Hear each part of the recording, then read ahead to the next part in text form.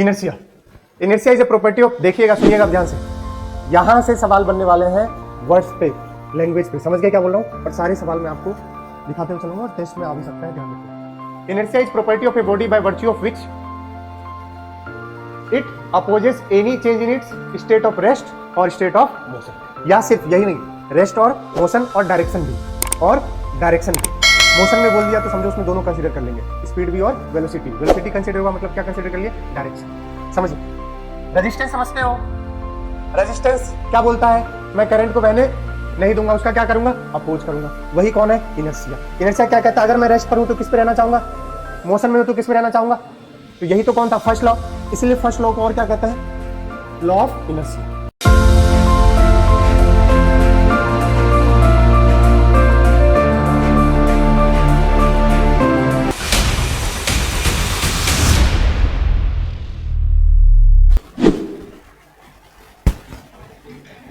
देखिए, Newton laws of motion NLM का पहला लेक्चर, और आपको बता दूं आप 9th क्लास में तो पढ़े ही होंगे। आज बिल्कुल बेसिक क्लास है, क्योंकि जब सवाल आ जाते हैं बहुत सारे कि इन चार में से कौन सा सही और कौन सा गलत है, इनमें से इनकरेक्ट ढूंढो या करेक्ट ढूंढो, तो वहाँ पर हमेशा आप देखे होंगे थ्योरेटिकल प्रॉब्लम आता है ना, लैंग्वेज वाले, और उसमें हम अक्सर क्या होते हैं? फंस जाते हैं। तो इसलिए मैं बिल्कुल उसको लेते हुए बेसिक्स, आज की क्लास बेसिक से कहाँ जाएगा? उठेगा, और अगली क्लास से फिर खेल शुरू होगा। समझ गए क्या? तो देखिए, और बहुत इंपॉर्टेंट, क्योंकि सिर्फ ये यही काम नहीं आएगा आपको, चाहे इलेक्ट्रोडायनेमिक्स पढ़ो, पूरी इलेक्ट्रोडायनेमिक्स में काम आएगा। चार्जेस को हम किस पे रख देंगे? इंक्लाइन प्लेन पर, या फिर चार्जेस को रख देंगे इंक्लाइन प्लेन पर, और इलेक्ट्रिक फील्ड कहाँ लगा देंगे? ऊपर की ओर। तो उस पर फोर्स कहाँ लग रहा होगा? ऊपर की ओर। बोलिए, ऐसे बहुत सारे सवाल बन सकते हैं। अब वो चार्जेस कैसे हो सकते हैं, ये प्रॉब्लम टू प्रॉब्लम वेरी करता है। सिलिंड्रिकल चार्जेस भी हो सकते हैं। एक इंक्लाइन प्लेन पे हमने किसको रख दिया? सिलिंड्रिकल वायर को रख दिया। वहाँ पर हम मैग्नेटिक फील्ड का भी कंसेप्ट यूज कर सकते हैं, ठीक है, और फिर रोटेशनल इक्विलिब्रियम में भी हो सकता है। तो सब कुछ आपको ये एनएलएम पूरा बेस है, समझो आप किसका? मैकेनिक्स का और इलेक्ट्रोडायनेमिक्स। देखिए, सबसे पहले आज का क्या टारगेट है, एक ओवरव्यू देखेंगे हम कि चैप्टर में हम कैसे कैसे जानने वाले हैं, क्या पढ़ने वाले हैं। उसके बाद आपको पता है न्यूटन के, अगर हमें लॉज को पढ़ना है तो न्यूटन का सेकंड लॉ ही क्या था? फोर्स के बारे में चर्चा था। तो सबसे पहले हम कैसे को जानेंगे? फोर्स और टाइप्स ऑफ फोर्स। फिर फर्स्ट लॉ पढ़ेंगे, और फर्स्ट लॉ को ही क्या बोल लेते हैं? Law of inertia. तो इनर्शिया के बारे में वहीं से जानेंगे। फिर न्यूटन्स के सेकंड लॉ को पढ़ेंगे, जहाँ पर आता है, शायद पढ़े होंगे आप, चेंज इन मोमेंटम। इसीलिए उसके जस्ट बाद क्या पढ़ेंगे? मोमेंटम, और यहीं पर आ जाएगा चेंज इन, और उस पर जितना हो सकता है आज प्रॉब्लम्स कर पाएंगे। अगली क्लास में मेन आएंगे, ठीक है क्या? बट आज हमें इसको लेकर चलना है। देखिए, सबसे पहले हमने आपको पूरी मैकेनिक्स, जो आपका वेक्टर से लेकर के कहाँ तक, मान लो बेसिक मैथ से लेकर के रोटेशन तक, इस पूरे को क्या बोलते हैं? मैकेनिक्स। क्या बोलते हैं? मैकेनिक्स। अब इस मैकेनिक्स को हमने कितने भागों में तोड़ा था? 2 भाग। हमने बोला था एक क्या पढ़ते हैं, रफ्तार में एक बार बता दे रहा हूं, एक को बोलते हैं काइनेमेटिक्स और एक को क्या बोलते हैं? डायनेमिक्स। तो याद करो, जब हमने काइनेमेटिक्स की शुरुआत यहीं से किया था। काइने मतलब होता था काइनेटिक, और मैटिक्स मतलब क्या होता था? कैलकुलेशन। जब हम किसका कैलकुलेशन? काइनेटिक बोले तो मोशन, काइनेटिक बोले तो मोशन। जब हम किसका कैलकुलेशन कर रहे थे? मोशन। मतलब जब भी कोई पार्टिकल किस में था? मोशन में था, हम उसकी स्पीड, वेलोसिटी, एक्सेलेरेशन हर किसी की चर्चा कर रहे थे, तो आप उसको क्या बोल रहे थे? काइनेमेटिक्स। लेकिन इसको पढ़ते वक्त क्या हमने कभी, या क्या आपने कभी हमसे पूछने की जरूरत की, सर अगर बॉल को आपने फेंका है तो बॉल ऊपर ही क्यों जा रही है, ऊपर जाके फिर नीचे क्यों आई? ये तो आपको पता है किसकी वजह से आई? ग्रेविटी की वजह से। बट इसको पढ़ते वक्त हम किस में इंटरेस्टेड नहीं थे? कॉज में, ठीक है। इसको बोलते हैं स्टडी ऑफ इफेक्ट। आपको बोला जाता था कि एक कार ए एक्सेलेरेशन से जा रही है, तो आप मान लेते थे हाँ कार किससे जा रही है? कार कैसे मूव की, क्यों मूव की, किस वजह से मूव की, इसका कोई चर्चा वहां पर नहीं। हमने बोला एक पार्टिकल किस पे रखा है, रेस्ट पर, या एक पार्टिकल कहाँ से चलना हुआ, रेस्ट। तो रेस्ट पे कैसे था, कोई वजह होगी जब पार्टिकल किस पे होगा, रेस्ट पे। वो आपको अंडरस्टूड है कि ऊपर लगने वाला फोर्स किसके बराबर होगा, नीचे लगने वाले फोर्स के। तो पार्टिकल किस पे होता है, रेस्ट पे, यानी इक्विलिब्रियम में है। वो सब चर्चा बाद में करें। तो अभी हम स्टडी ऑफ क्या पढ़ने वाले हैं, इफेक्ट्स। लेकिन डायनेमिक्स की अगर हम बात करें तो हमने आपको बताया था कि काइनेमेटिक्स पढ़ते वक्त हम कुछ भी डायनेमिक्स की बात नहीं करें। डायनेमिक्स मतलब क्या होता है, आप इफेक्ट्स भी देखोगे प्लस इसके किसको जानोगे, कॉज। जब हम दोनों की स्टडी करते हैं, कारण भी देखेंगे और क्या इफेक्ट्स है। मैंने बोला बॉल को यहां से छोड़ दिया तो बॉल कहां गई, नीचे, ये इफेक्ट्स है। कारण क्या है, ग्रेविटी। कारण क्या है, ग्रेविटी। जब हम दोनों की स्टडी करेंगे तो हम उसको क्या बोल देंगे, डायनेमिक्स। तो आज हम क्या करने वाले हैं, अब हम आ चुके हैं किसमें, इफेक्ट्स प्लस। आज आप मुझसे सवाल पूछोगे कि मास्टर अगर ये रिमोट रेस्ट पे है तो क्यों है, तो आज मैं आपको बताने के लायक हो चुका हूं किस चैप्टर में, न्यूटन लॉज ऑफ मोशन। क्योंकि मैं बोलूंगा कि जहां भी टच है वहां एक फोर्स आता है, कॉन्टैक्ट फोर्स, और कॉन्टैक्ट फोर्स का एक टुकड़ा होता है नॉर्मल फोर्स। तो अगर ये रेस्ट पे रखा हुआ है तो मेरा हाथ इसको क्या दे रहा है, ऊपर नॉर्मल, और एक इस पर क्या लग रहा है, mg, और वो दोनों एक दूसरे को क्या कर रहे हैं, कैंसल आउट, तभी ये बॉडी किस पर है, रेस्ट। तो ये रीजन हम किस में देने वाले हैं, न्यूटन लॉज ऑफ मोशन। तो अब इस चैप्टर में हम पढ़ने वाले हैं। तो अभी तक हम क्या पढ़ रहे थे, काइनेमेटिक्स, अब यहाँ पर डायनेमिक्स। यहाँ पर हम किसको जानेंगे, मेन इंटरेस्टेड क्या है, क्योंकि इफेक्ट्स तो हम पहले भी पढ़ रहे थे, तो ये अपना इंटरेस्ट है। तो सबसे पहले बात ही आती है कॉज ऑफ मोशन। कारण क्या है मोशन का, बताइए क्या कारण है मोशन का, उस पर लगने वाला फोर्स। सिंपल सी बात है, उस पर लगने वाला फोर्स। आप अगर किसी भी बॉडी पर क्या लगा दोगे, फोर्स, तो वो किस में आएगा, मोशन में, और यही इसका क्या है, कॉज। अब फोर्स जनरली बच्चों से पूछो तो एक ही बात 9th क्लास में रटे है, पुश और पुल। बच्चा खटाक से बोल देगा आपको इट इज, बिल्कुल बेसिक से चल रहा हूं और जाना पड़ेगा भाई साहब, इट इज पुश और। लेकिन क्या सिर्फ इतना ही ज्ञान इंपॉर्टेंट है, नहीं। फोर्स कैसी क्वांटिटी है, वेक्टर। क्योंकि इसको पता है कि अगर मुझे पुल करना है तो इस डायरेक्शन में पुल कर रहा है, बोलो भाई साहब। और अगर इसको पता है कि मुझे इसको हेल्प करना है तो इसी डायरेक्शन में, ऐसा तो नहीं हो कि डॉली पीछे ही खींचना शुरू कर दे, तो कोई मतलब नहीं रहेगा। तो हम हमेशा किसी डायरेक्शन में फोर्स लगाते हैं, ठीक है। तो ये कैसा क्वांटिटी है, वेक्टर, ठीक है। दूसरी चीज, ऐसा यूनिट फोर्स की, ऐसा यूनिट न्यूटन, जिसको किसे लिखते हो, सीजीएस यूनिट पढ़ा चुका हूं, डायन। और इन दोनों में कन्वर्जन जो था, 1 न्यूटन इक्वल टू कितना था, 10⁵। बोलो सही है क्या,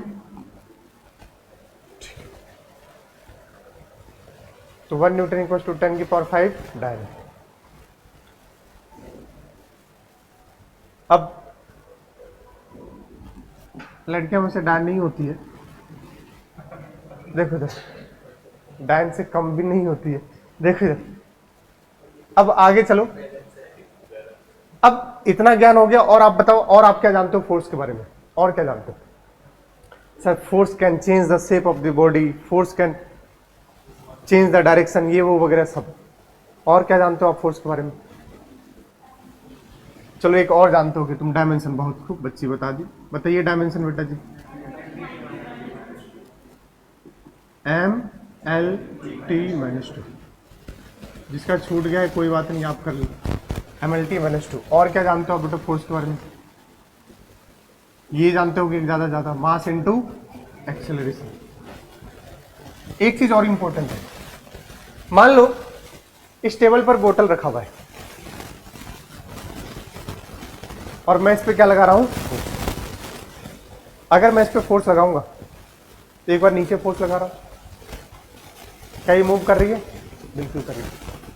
बीच पे भी फोर्स, बीच में लगाऊं तो अब थोड़ी तकलीफ हो रही है मूव कराने में, लेकिन ऊपर लगाऊं तो बिल्कुल भी मूव नहीं करेगा। मतलब एक बोतल पर ही आप 3 जगह फोर्स लगा रहे हो, एक यहां, एक यहां और एक यहां, और फोर्स की क्वांटिटी क्या है? सेम। मैं तीनों जगह कितना फोर्स लगा रहा हूं? एफ। बट तीनों पॉइंट्स के अबाउट एप्लीकेशंस क्या आएंगे? अलग अलग। अगर मैं यहां पर फोर्स लगा रहा हूं तो ये इसको रोटेट करा देगा, दैट इज कॉल्ड टॉपल करा देगा। किसके अबाउट? बॉटम पॉइंट के अबाउट। कहां पड़ेंगे? रोटेशन में। एक सिरे से उठ जाएगा और कहां हो जाएगा? टॉपल करा देगा। और टॉपल भी क्यों होता है? न्यूटन को सही करने के लिए, वो अभी बाद में पढ़ेंगे। तो यहां पर करेंगे तो ये क्या कर जाएगा? टॉपल कर जाएगा। बट यहां जब चला रहे थे तो यहां पर आप देखो थोड़ी तकलीफ हो रही थी, है कि नहीं? बट नीचे तो बिल्कुल कैसा हो रहा है? ट्रांसलेशन हो रहा है। मतलब मैं ये कहना चाह रहा हूं तीनों जगह सेम फोर्स लगाया, बट अगर यहां पर लगाया फोर्स तो ये क्या हो रहा था? इसको टॉपल करा दे रहा था, और ये सिंपल क्या करा रहा था? मूव करा रहा था। तो ये तो ट्रांसलेशन था और ये क्या था? रोटेशन था।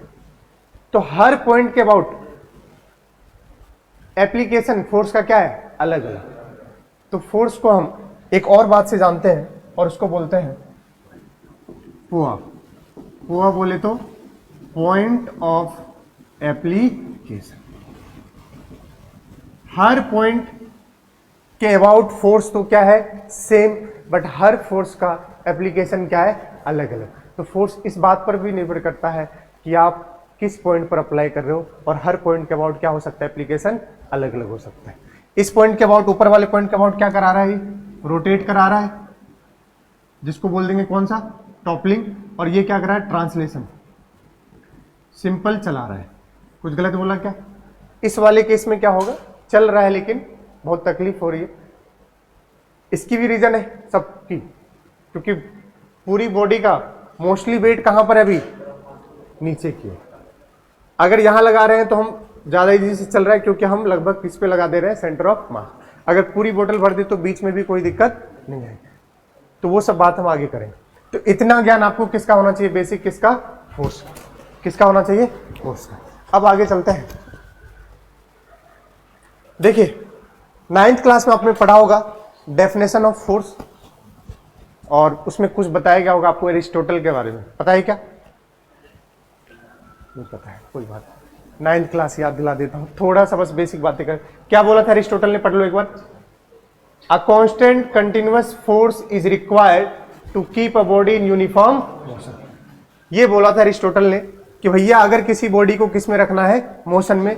तो एक कांस्टेंट, देखो ये लाइन बनता है जब आप सॉल्व करोगे ना, सवाल आएंगे चूज द इनकरेक्ट ऑप्शन, तो उसमें एक होगा a constant continuous force is required to keep a body in uniform motion. True है या फॉल्स है? गलत। कौन गलत किया? गैलीलियो गैलीली ने। इसके बाद इसने तो क्या बोला? अगर कोई ऑब्जेक्ट है उसको हमें किस में रखना है? मोशन में। किस में रखना है? तो मुझे उस पर लगातार मोशन में रखने के लिए क्या लगाना पड़ेगा? लगातार फोर्स लगाना पड़ेगा। ये लाइन है, सवाल बनता है। अब इसको कॉन्ट्राडिक्ट कौन करने वाले हैं? गैलीलियो साहब। इन्होंने ये बोल दिया, और यहीं के बाद से किन्होंने सोचा था? न्यूटन साहब ने, यहीं से डेफिनेशन निकाला था। लेकिन चलो उससे हमें नहीं जानते। उसके बाद गैलीलियो साहब आए। गैलीलियो ने क्या बोला? पढ़ो। Force is required to change the motion but not to continue the motion. अब बच्चा कंफ्यूज हो गया, क्या सही क्या गलत? बताओ कौन सही कौन गलत? गैलीलियो सही। और इन्होंने एक्सपेरिमेंट किया था। कैसे किया एक्सपेरिमेंट? शायद 9th क्लास में बताया गया हो, बट 9th क्लास भी गरीबी में बीता है तो कोई बात ही नहीं है। ऐसे दोनों बिल्कुल इंक्लाइन प्लेन लिए थे, याद करो, पढ़ाया गया होगा आपको।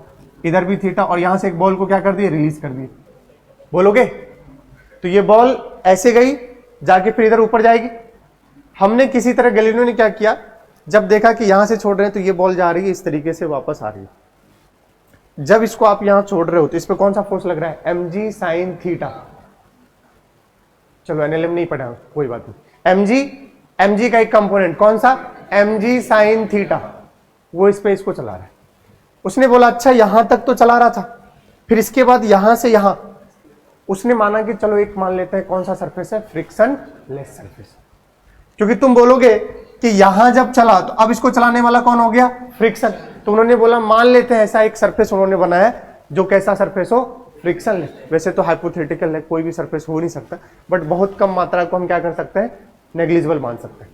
तो उन्होंने बोला कि जब हम बॉल को यहां छोड़े तो यहां तो लाने वाला कौन था, mg sin थीटा, बोलो।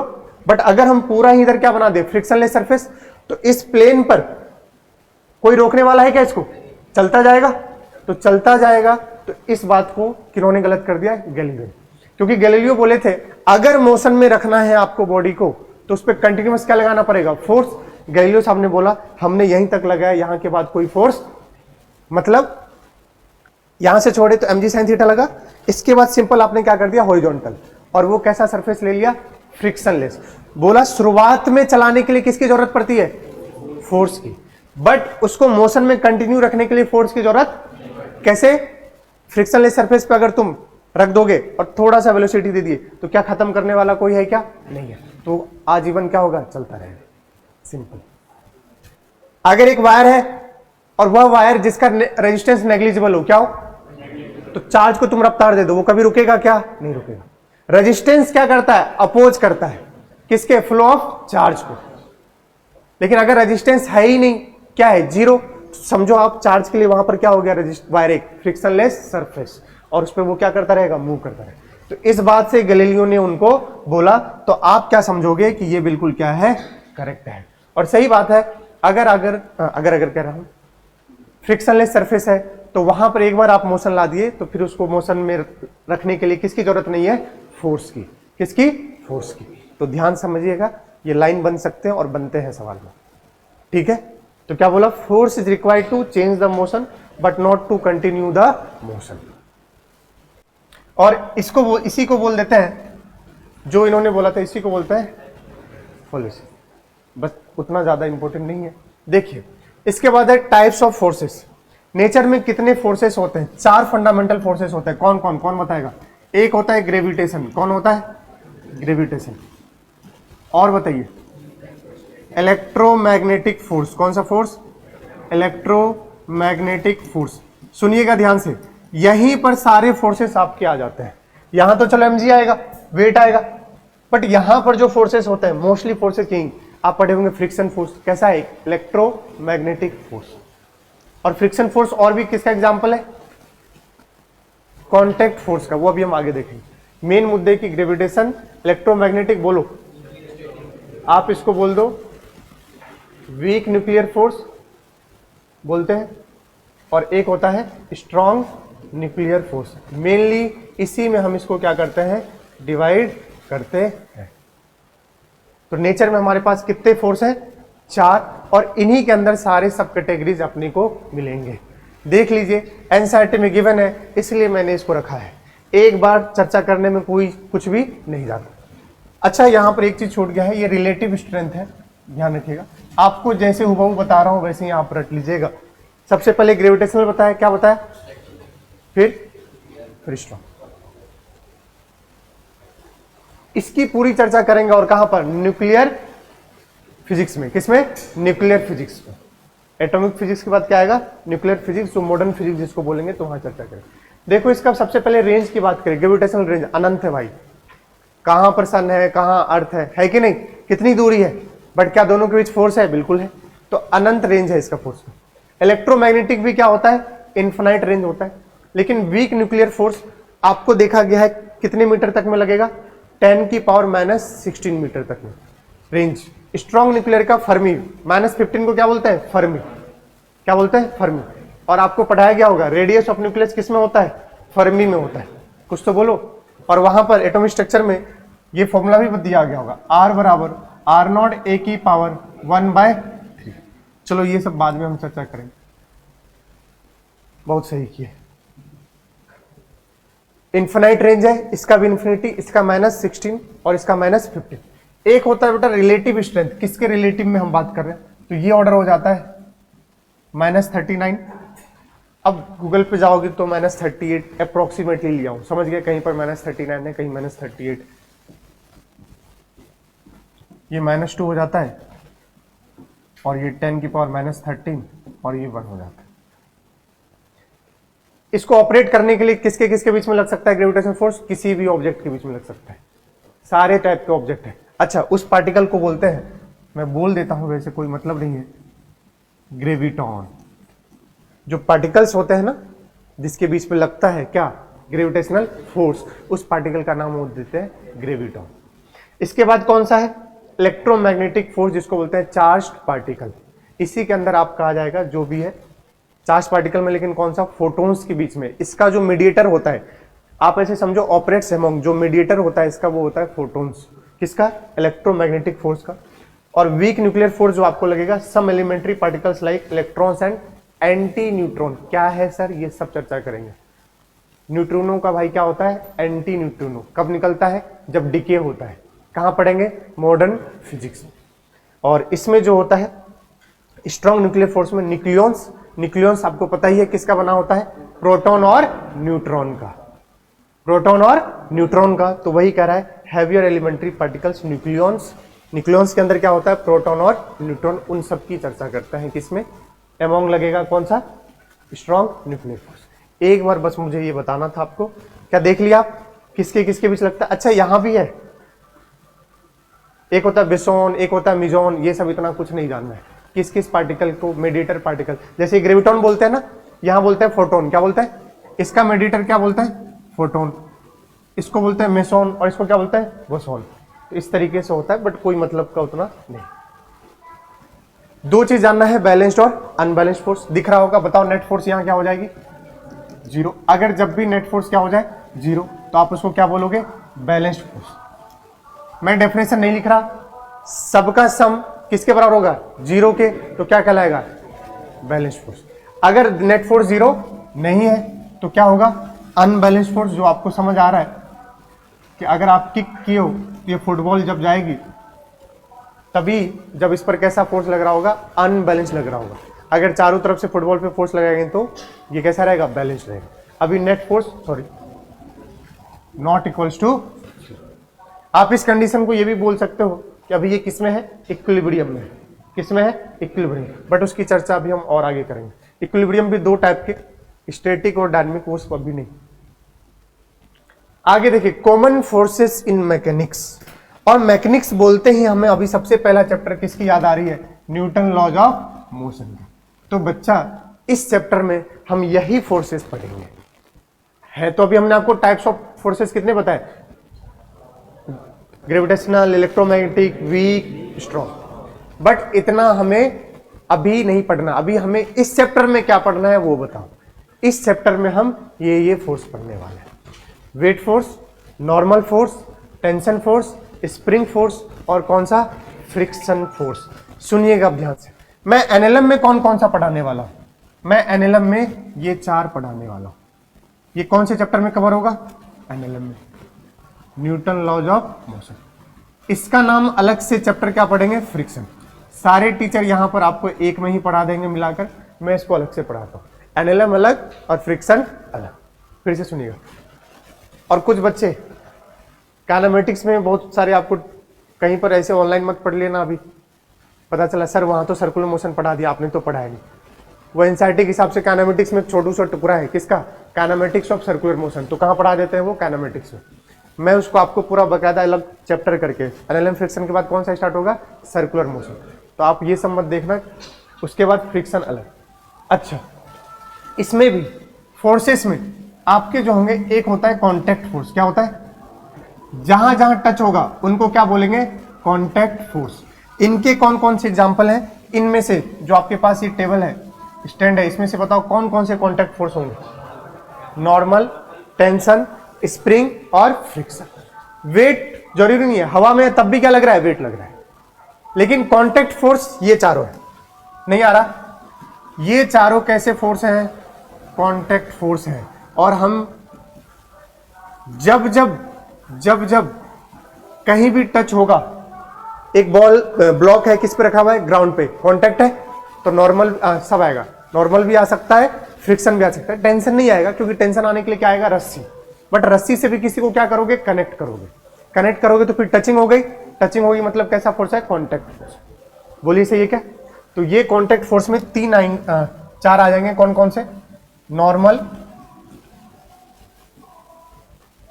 टेंशन, बिल्कुल यही स्ट्रेटेजी होगा, अपन ऐसे ही जाएंगे, स्प्रिंग, और चौथा क्या होगा, फ्रिक्शन।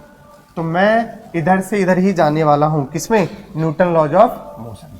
सबसे पहले ऑर्डर जो होगा बेटा, नॉर्मल फोर्स पढ़ेंगे, फिर क्या पढ़ेंगे, टेंशन, जब इन दोनों पे पोस्टमार्टम कर देंगे इन दोनों का तो क्या पढ़ेंगे, स्प्रिंग, जब इस पूरे का कर देंगे तो इसको फिर क्या पढ़ेंगे, फ्रिक्शन। तो ये ऑर्डर जाने वाला है। अब देखिए, सबसे पहले न्यूटन का फर्स्ट लॉ, थ्योरेटिकल है, थोड़ी सी रफ्तार में चल रहा हूं, कोई दिक्कत तो नहीं। सवाल अगली क्लास में अच्छे अच्छे आपको मिलेंगे जब पढ़ेंगे न्यूटन का सेकंड लॉ वगैरह, वैसे आज शुरू कर देंगे, बट एफबीडी वगैरह जब बनाएंगे तब वहां से मेन गेम। देखिए फर्स्ट लॉ और इनर्शिया के बारे में चर्चा करेंगे। पहले फर्स्ट लॉ क्या बोलता था, खूब रटा है हमें, अगर कोई पार्टिकल किस पर है, रेस्ट पर, तो किस पर रहेगा, रेस्ट पर। अगर मोशन में तो किस पर रहेगा, मोशन में। Until and unless an external force is, सुनो क्या कह रहा है, एक लाइन आप समझना, कह रहा है अगर बॉडी रेस्ट पे है तो ये रिमेन्स किस पे रहेगा, और मूविंग में है तो किस में, कांस्टेंट वेलोसिटी में रहेगा। It continues to move with constant velocity until और it is acted upon by and, लेकिन यहां पर कुछ कमी है, बताओ कौन सा, उसके लिए मैंने ये बस फिगर बनाया। इस वाले में एक कमी है, बताओ, until it is acted upon bye an external force के पास कुछ ऐड होगा, समझ गए, एक्सटर्नल अनबैलेंस्ड फोर्स, एक्सटर्नल यहां पर क्या आएगा, अनबैलेंस्ड फोर्स, हर जगह आपको ऐसा ही दिखेगा, लेकिन वो अधूरा है, किसके बिना, अनबैलेंस्ड। भरोसा नहीं है तो समझो, चार थे, चारों में घूमने जा रहे थे, गड्डी खराब हो गई रास्ते में, बोलो भाई, गड्डी खराब हो गई, चारों मिलकर क्या करने लगे, धक्का देंगे। एक तो साला गाड़ी के नीचे से ऊपर धक्का दे रहा है, एक ऊपर छत पे ही चढ़ गया, समझ गए क्या, ये कहां दे रही, ये कहां दे रही है, ऊपर, ये कहां दे रहा है, ऊपर, बताओ। और सब इक्वल फोर्स लगा रहे हैं, मैं कह रहा हूं सब क्या लगा रहे हैं, बताओ। एक्सटर्नल तो लगा रहे हो आप, बट एक्सटर्नल लगा रहे हो लेकिन कैसा है, बैलेंस्ड है, और अगर बैलेंस्ड है तो अब कभी मोशन में आ पाएगा क्या, तो कैसा लगाना पड़ेगा, अनबैलेंस्ड फोर्स। तो ये आपको बस बताना था कि बाहर से आपको कैसा लगाना पड़ेगा, एक्सटर्नल फोर्स तो है लेकिन कैसा, अनबैलेंस्ड, अदरवाइज रेस्ट पे तो किस पे रहेगा, रेस्ट पे ही रहेगा, समझ गए। ये कैसा फोर्स है, बैलेंस्ड फोर्स है, बट यहां हमें क्या चाहिए था, unbalanced force.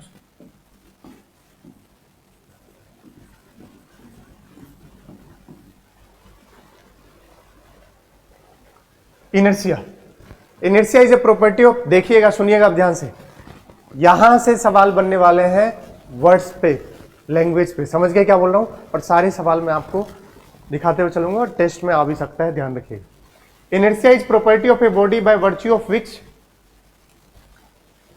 It opposes any change in its state of rest और स्टेट ऑफ मोशन।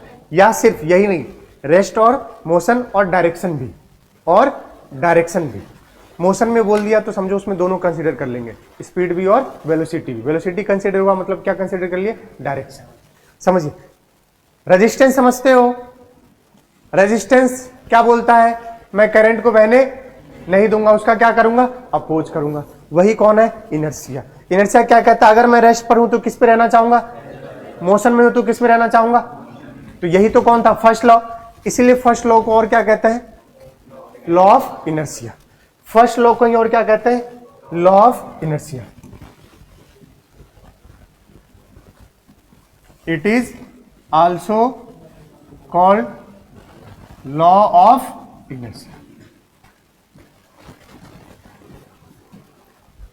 तो सुनिएगा, तो उसने बोला कि अगर कोई मोशन में है तो मोशन में ही रहना चाहेगा, अगर तुम उसको मोशन से किस में लाना चाहोगे, रेस्ट में, तो तुम्हारा क्या करेगा, वो अपोज करेगा, बोलोगे, ठीक है। और खुद से कभी भी वो रेस्ट से मोशन में नहीं आ सकता, दूसरा ही लाएगा, लेकिन जब भी दूसरा कोई लाएगा तो उसको क्या करेगा, वो अपोज करेगा। बट कितना अपोज कर ले, तुम्हारी ताकत के सामने एक ऑब्जेक्ट की ताकत क्या हो, इंसान तो कुछ भी कर सकता है, क्यों भाई, टीका लगा के पैसा वसूली भी कर सकता है, ठीक है। देखिए ध्यान से, अब देखिए आगे की लाइन पढ़ रहे, क्या लिखा हुआ है उसमें, mass of a body is quantity और numerical measure of body's inertia. हम जो आपको याद करो यूनिट एंड डायमेंशन पढ़ाया था, तो वहां लिखा था मास। मास क्या था? Measurement of inertia. आप इनर्शिया कैसे बताओगे? किसी बॉडी का मास मेजर करो, मतलब क्या मेजर करो? इनर्शिया। क्या मेजर करो? इनर्शिया। क्या कह रहा है कि न्यूमेरिकली और क्वांटिटेटिवली अगर आप देखोगे तो इनर्शिया मतलब आप ये समझ लो मास है। वैसे तो इनर्शिया का कोई यूनिट नहीं है। बच्चा सोचता है मास्टर ने बोला इनर्शिया क्या है? तो मास का यूनिट क्या होता है? केजी। तो इनर्शिया का भी यूनिट क्या हो गया? केजी। नहीं, inertia is unitless. Inertia is, और जितना ज्यादा मास उतना ज्यादा इनर्शिया। पहले तो इट इज मतलब इनर्शिया इज यूनिटलेस। इसकी कोई यूनिट नहीं होती। बट हाँ, इनर्शिया को किस में मेजर करता है? मास में। और मास का यूनिट क्या होता है? केजी। बट इनर्शिया का कोई यूनिट नहीं है। ध्यान सुनिएगा, इनर्शिया का कोई यूनिट नहीं। सोचो ना, इनर्शिया क्या है? एक अपोज कर रहा है कि तुम मुझे रेस्ट में मोशन में लाने चाहोगे तो मैं उसका क्या करूंगा? अपोज। इसका कोई यूनिट नहीं है। ध्यान सुनिएगा पहली बात। हाँ, लेकिन किसके थ्रू मेजर होता है? मास के थ्रू। मोर मास मोर इनर्शिया। मोर मास मोर इनर्शिया। ये आपके सामने लिखा हुआ है।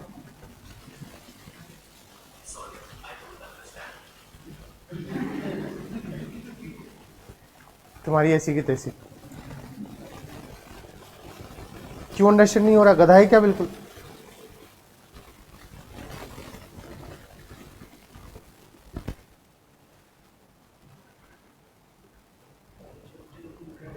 ऐसा भी होता है क्या? है? चलो बताओ, क्या इनर्शिया एक फिजिकल क्वांटिटी है? बताओ, क्या इनर्शिया एक फिजिकल क्वांटिटी है? फिजिकल क्वांटिटी होता है जिसको हम मेजर कर सकते हैं, जिसको हम मेजर कर सकते हैं। तो इनर्शिया तो मेजर कर सकते हैं। या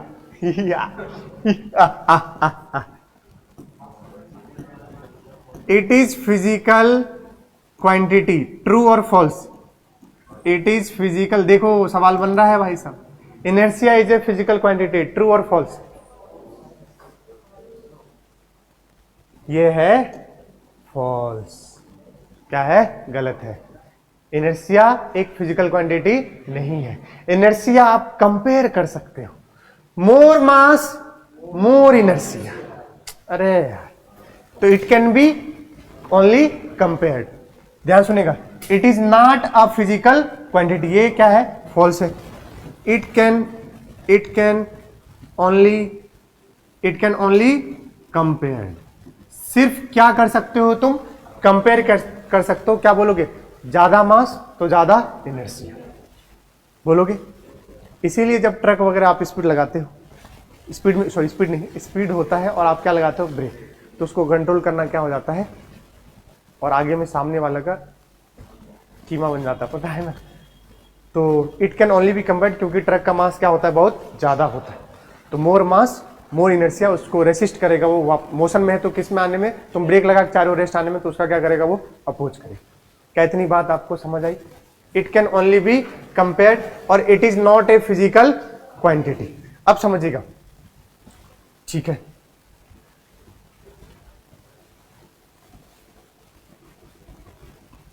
इसकी ऐसी की तैसी, दो कैसे?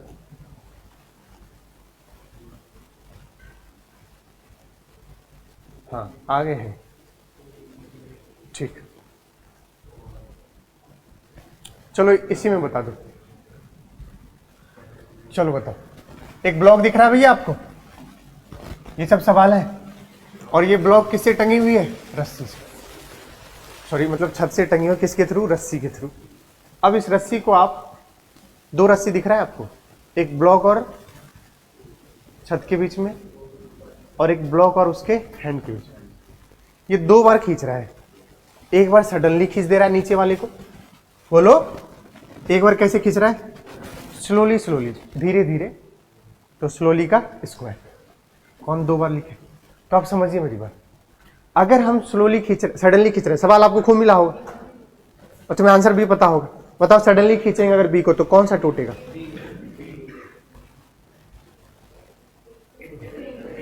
ये भी अच्छा हुआ करा दिया भाई, ये सवाल आ जाते हैं भाई।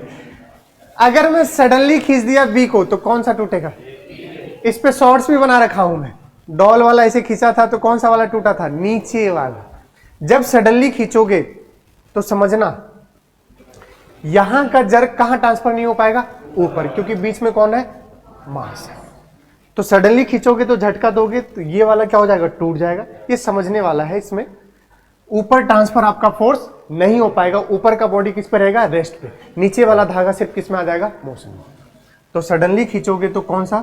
B rope will break. कौन सा रस्सी भाई? ध्यान से, रोप बी विल ब्रेक। चलो बताओ, अगर हमने स्लोली खींचा तब जाके कौन सा टूटेगा? ऊपर वाला। क्योंकि जब आप स्लोली खींचोगे तो आपका फोर्स धीरे धीरे कहां ट्रांसफर होगा? ऊपर। और ऊपर क्या हो जाएगा? रस्सी टूट जाएगी। तो स्लोली जब खींचोगे तो रोप ए विल ब्रेक। ओके, चलो देखो जरा ध्यान से।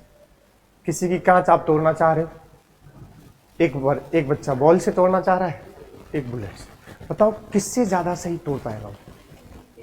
अगर ये भी नहीं बताए तो मैं क्लास छोड़ के चला जाऊंगा। बताओ क्यों? बुलेट तो आएगी, छेद करके चली जाएगी, लेकिन बॉल मजा दे के जाएगा। अरे बोलो यार, अब सुनो। क्योंकि बॉल का कोलिजन टाइम, अच्छा ये बताओ, बुलेट का कोलिजन टाइम ग्लास से ज्यादा होगा या बॉल का? बॉल का। जितनी देर वो उसके साथ टाइम बिता पाएगा उसके उतने पार्ट्स में क्या ट्रांसफर कर पाएगा? अपना मोमेंटम, इंपल्स, जो आपको बोलना है, फोर्स। तो कौन सी वाली केस में ग्लास जो है ब्रेक हो जाएगा? इस वाली केस में। अच्छा, टाइम ऑफ कोलिजन किसका ज्यादा है? कोलिजन टाइम बॉल का ज्यादा होगा। किससे? बुलेट से। बोलोगे? कुछ भी पूछा जा सकता है आपको, कैसे भी बना करके। तो glass will break in this case. Glass will break in this case. इसमें सिर्फ और सिर्फ क्या हो जाएगा? Hole will create. समझ गए? अगर पूरा अच्छा थोड़ा मजबूत ग्लास है तो ऐसा नहीं, तब तो बुलेट भी जाएगी तो क्या हो जाएगी? चकनाचूर हो जाएगा। अगर घटिया गिलास है तो समझ गए? मेरी नहीं, अंबानी का ग्लास है तो समझ गया ना, वहां तो छेद भी नहीं कर पाएगी भाई। ठीक है, ओके। अब सुनिए, types of inertia. Inertia of rest तीन टाइप के होते हैं। इनर्शिया ऑफ रेस्ट अभी पढ़े, इनर्शिया ऑफ मोशन और इनर्शिया ऑफ डायरेक्शन। ठीक है, मैंने बोला है पहले बेसिक से उठा रहा हूं, आपको पता भी नहीं चलेगा, लेवल आप देखते जाना पूरा एनएलएम पढ़ते वक्त क्या क्या पढ़ा दूंगा मैं। अब ध्यान सुना, क्या कह रहा है बताओ? It is the inability of a body to change its state of rest by itself. क्या मतलब है इसका? देखना, इंग्लिश देखना, क्या मतलब है इसका? किसका? इनर्शिया ऑफ रेस्ट कब बोलेंगे? जब तुम रेस्ट पे हो, तुम पर कोई फोर्स लगा रहा है, तुम उसका क्या करोगे? अपोज करोगे। बस यही करना, और कुछ भी मत सोचो ज्यादा। अब सोचो, आपने ट्री को अच्छा तुम गरीब गांव तो गए नहीं हो, किए हो क्या? अगर आम लगे होते हैं तो आप जाके ट्रीज को क्या करते हो? सेक करते हैं। ओ, जब नीचे होता है ना तो डाल को भी ऐसे सेक कर देते हैं, ठीक है क्या? और गिर जाता है। पेड़ मतलब देखो, वो सेक करेगा तो आम कहाँ आएंगे? नीचे। ये किसका था? Inertia of rest. सुन लो मेरी बात, सवाल बनता है, मैंने वो लाइन बहुत लिखे हुए थे, मैं उसको हटा करके फिगर बना के, ताकि मुझे क्या हुआ? सेकिंग ऑफ ट्रीज या सेकिंग ऑफ ब्रांच ऑफ ट्रीज। जब आप सेक करोगे तो बताओ, अभी रेस्ट पे था, तुम किस में लाना चाह रहे हो? मोशन में। तो वो उसका क्या करेगा? अपोज करेगा। लेकिन क्या होगा कि फिर वो टूट कर कहां जाएगी? नीचे आ जाएगी। सडनली अप्लाई किए ब्रेक, सडनली आपने क्या किया? ब्रेक अप्लाई किया। अभी आगे सवाल मिलेगा, मैं अभी देखते जा रहा हूं बस। तो बताओ, तुम पीछे जाओगे या आगे जाओगे? अब ये भी बोलेंगे सर बस में ले चलो कहीं घुमाने के लिए, कार में ले चलो। सडनली आप ब्रेक अप्लाई करोगे तो मूव फॉरवर्ड और बैकवर्ड, किधर, फॉरवर्ड, ठीक, मूव फॉरवर्ड। आपने देखा होगा घोड़ा ऐसे उचकेगा, देखे हो आप कभी? अरे नहीं देखे हो क्या? अब बोल मत देना, घुड़सवारी करा दो पहले। बताओ तुम कहां जाओगे, आगे या पीछे? इसमें तुम कहां गए थे? सडनली हॉर्स स्टार्ट्स राइडिंग या जो भी रनिंग, हॉर्स स्टार्ट्स रनिंग। बताओ क्या होगा, तुम कहां जाओगे? पीछे, ठीक है, तुम पीछे जाओ। ये बताओ सडनली करेंगे तो क्या होगा? Coin will fall inside water, ठीक है। और स्लोली स्लोली खींचेंगे तो करा तो भी जाएगा, स्लोली खींचोगे तो वो उसी के साथ आ जाएगा। Not fall. चलो क्यों हुआ इन सब रीजन में?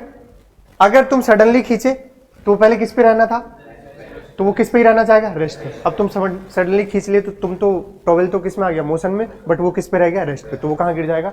ग्लास के अंदर।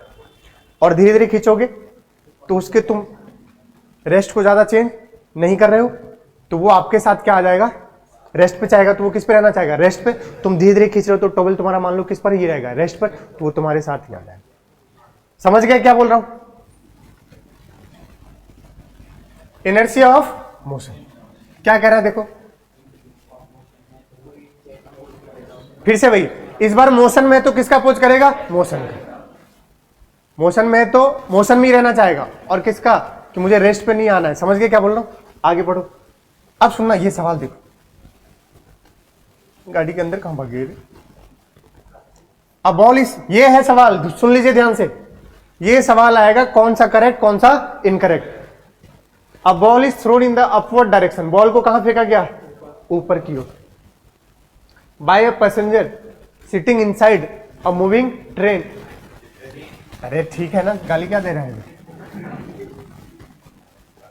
Then the ball will fall, पहला है, back to the hands of the passenger if the train is moving with constant velocity. True or false? अब सुनो, अभी याद है रेनमैन प्रॉब्लम कराया था। अगर बारिश मुझे बिल्कुल कहां दिख रही है? वर्टिकली, दौड़ते दौड़ते। अरे बोलो यार, इसका मतलब है बारिश कैसे गिर रही थी? ऐसे। तो बारिश के कितने कंपोनेंट? दो, एक हॉरिजॉन्टल और एक वर्टिकल। तो कौन सा कंपोनेंट मेरी वेलोसिटी के सेम होना चाहिए? हॉरिजॉन्टल। सर वहां क्यों पहुंच गए? वो तो सन्नाटे में गुजरा था। यहां बता दो। ठीक है, यहां बता देते हैं। अरे गधे रे, काइनेमेटिक्स पढ़ाया था, याद करो। किसी भी मूविंग ऑब्जेक्ट से अगर किसी पार्टिकल को आप क्या करते हो? छोड़ते हो, तो उसमें क्या उसका ट्रांसफर होता है? वेलोसिटी। बोलो, उसके पास अगर दो चीज है, वेलोसिटी और एक्सेलरेशन, तो एक्सेलरेशन का भी ट्रांसफर नहीं होता है। क्या होता है? अब सोचो, इस बच्चे ने बॉल कहां फेंका? तो तुमने वेलोसिटी तो कहां का दिया? ऊपर का, लेकिन हॉरिजॉन्टल में कोई वेलोसिटी। अब तुम्हारी गाड़ी हॉरिजॉन्टल में चल रही थी, तो तुम्हारी गाड़ी की क्या वेलोसिटी थी? मान लो u। तो इस बॉल को क्या वेलोसिटी मिल जाएगा? u। और तुम कहां फेंके थे? तो वो तो है ही। बोलो, तो ये कैसे जाएगा? ऐसे। तो तुम जितना आगे चलोगे उतना ही बॉल हॉरिजॉन्टल में आगे चल गया, और फिर बॉल तुम्हारी, लेकिन तब होगा जब यहां क्या है? Constant velocity. ऐसा होने के लिए बॉल का हॉरिजॉन्टल कंपोनेंट और गाड़ी का वेलोसिटी दोनों क्या होगी? सेम। तभी ये वापस बॉल किस में आ जाएगा? तुम्हारे हाथ में। मतलब अगर ये कांस्टेंट वेलोसिटी से है तो थोड़ी देर बाद क्या होने वाला है सीन, कि गड्डी अगर यहां पर है तो ये बॉल उठ करके फिर से इसके हाथ में आ जाएगा। समझ गए क्या बोल रहा हूं? अरे लॉजिक समझ गए? कौन सा कंपोनेंट सेम रहेगा? यू वाला, हॉरिजॉन्टल वाला। हाँ, अब आगे पढ़िए, देखिए। यदि, सुनना ध्यान से, कह रहा अब पैसेंजर के आगे गिरेगा, इस वाले के आगे गिरेगा अगर तुमने बॉल थ्रो किया कहां? Upward. If the train is retarding. अब सुनना ध्यान से, मतलब रिटार्डिंग बोले तो स्लो डाउन। एक्सेलरेशन कहाँ हो चुका है? पीछे। अब बताओ क्या ये सही है या गलत है? सोचो, तुमने बॉल को फेंका, तुम्हारा एक्सेलरेशन कहाँ है? बोलो यार, एक्सेलरेशन कहाँ है? पीछे। तो मेरी बात सुनना, अगर एक्सेलरेशन पीछे है और वेलोसिटी कहाँ है? बताओ एक्सेलरेशन और वेलोसिटी में क्या ट्रांसफर होता है? वेलोसिटी। बोलो। तो बॉल जब तुम ऊपर फेंकोगे, उस बॉल में तुम्हारी क्या आएगी? वेलोसिटी। एक्सेलरेशन। अब तुम्हारा एक्सेलरेशन कम है, जैसे ही तुमने उसको फेंक दिया तो उसके पास क्या ट्रांसफर हुआ? वेलोसिटी। Acceleration transfer. लेकिन तुम्हारे पे एक्सेलरेशन कहाँ है? पीछे। तुम तो स्लो हो जाओगे, बट ये वाला कहां जाएगा? समझ गए क्या बोल रहा हूं? जैसे ही हवा में आया, इसका हॉरिजॉन्टल कंपोनेंट में कोई छेड़छाड़, लेकिन तुम्हारे पास एक्सेलरेशन कहां है? पीछे। तुम्हारी स्पीड को क्या करेगा? घटाएगा। तो तुम पीछे छूट जाओगे और बॉल कहां चला जाएगा? तो बिल्कुल ऑब्वियसली आप लिखे हो तो ट्रू ही लिखे हो। Behind of the passenger if the train is accelerating speed. सोचो, अब मेरी गाड़ी का एक्सेलरेशन बहुत ज्यादा, लेकिन एक्सेलरेशन ट्रांसफर क्या ट्रांसफर होगा? तो मैंने फेंका ऊपर, तो उस वक्त मेरी वाली वेलोसिटी मिल जाएगी, बट मेरी हर पल वेलोसिटी बढ़ रही होगी। बोलो तो यार, मेरी हर पल वेलोसिटी क्या होगी?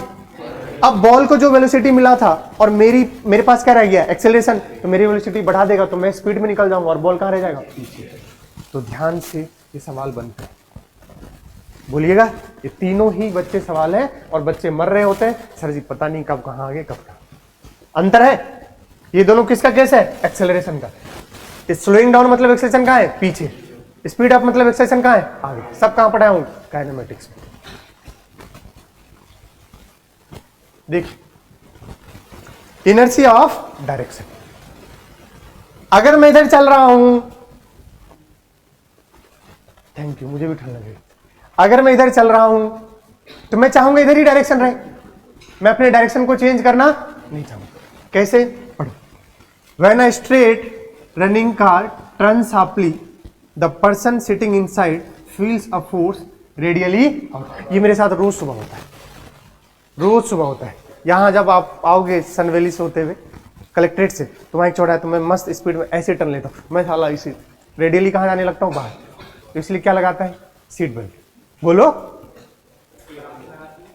मैं लगाता हूं, हट, जिस दिन स्पीड में आता हूं लगाता हूं। सुनो ध्यान से। तो ये आपको लगेगा कहां आप जा रहे हो? Radially outwards. किसकी वजह से? इनर्शिया ऑफ डायरेक्शन की वजह से। इसमें किसका रोल है? तुम्हारा स्पीड इधर था, अरे बोलो यार, तुमने सडनली, सॉरी, स्पीड इधर था तो वेलोसिटी इधर था, तो डायरेक्शन भी क्या था?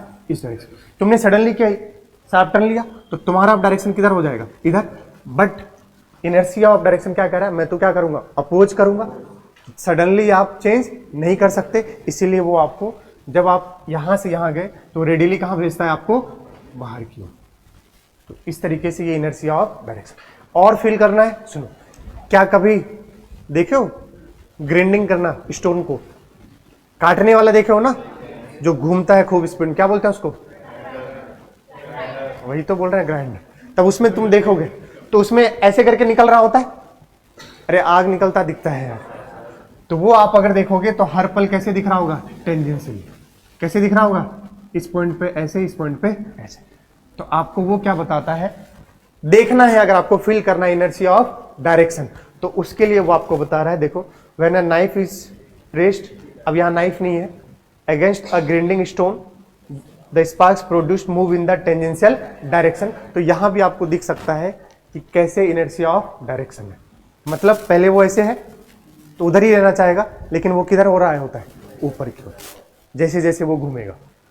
अरे नहीं देखो, ग्राइंडिंग करते वक्त मस्त एकदम दिखता होगा आपको फायर, तो वो आपके सामने है। ये किसका एग्जांपल है? Inertia of direction. स्पार्क उस वक्त दिख रहा होता है।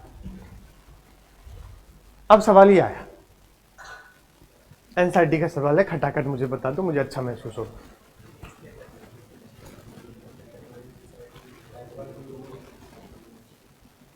Initially at rest and suddenly achieve speed U. Rest पे था, अब स्पीड कितना अचीव हो चुका है? U. Then the passenger inside will move, बताओ किधर?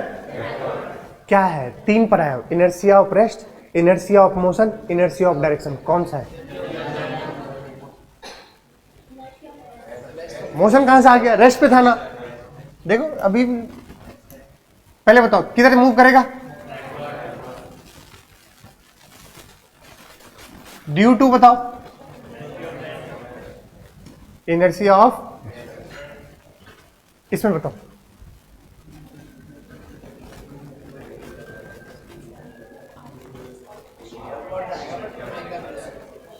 आउटवर्ड जाएगा, तुम ऐसे समझ लो, फॉरवर्ड में बोल दो, ऐसे बोल दो। वैसे तो अगर उसने टर्न्स लिया है तो ये इनर्शिया ऑफ क्या हो जाएगा, डायरेक्शन, और किधर मूव करेगा, radially outwards, radially outwards due to inertia of direction. अगला पढ़ो।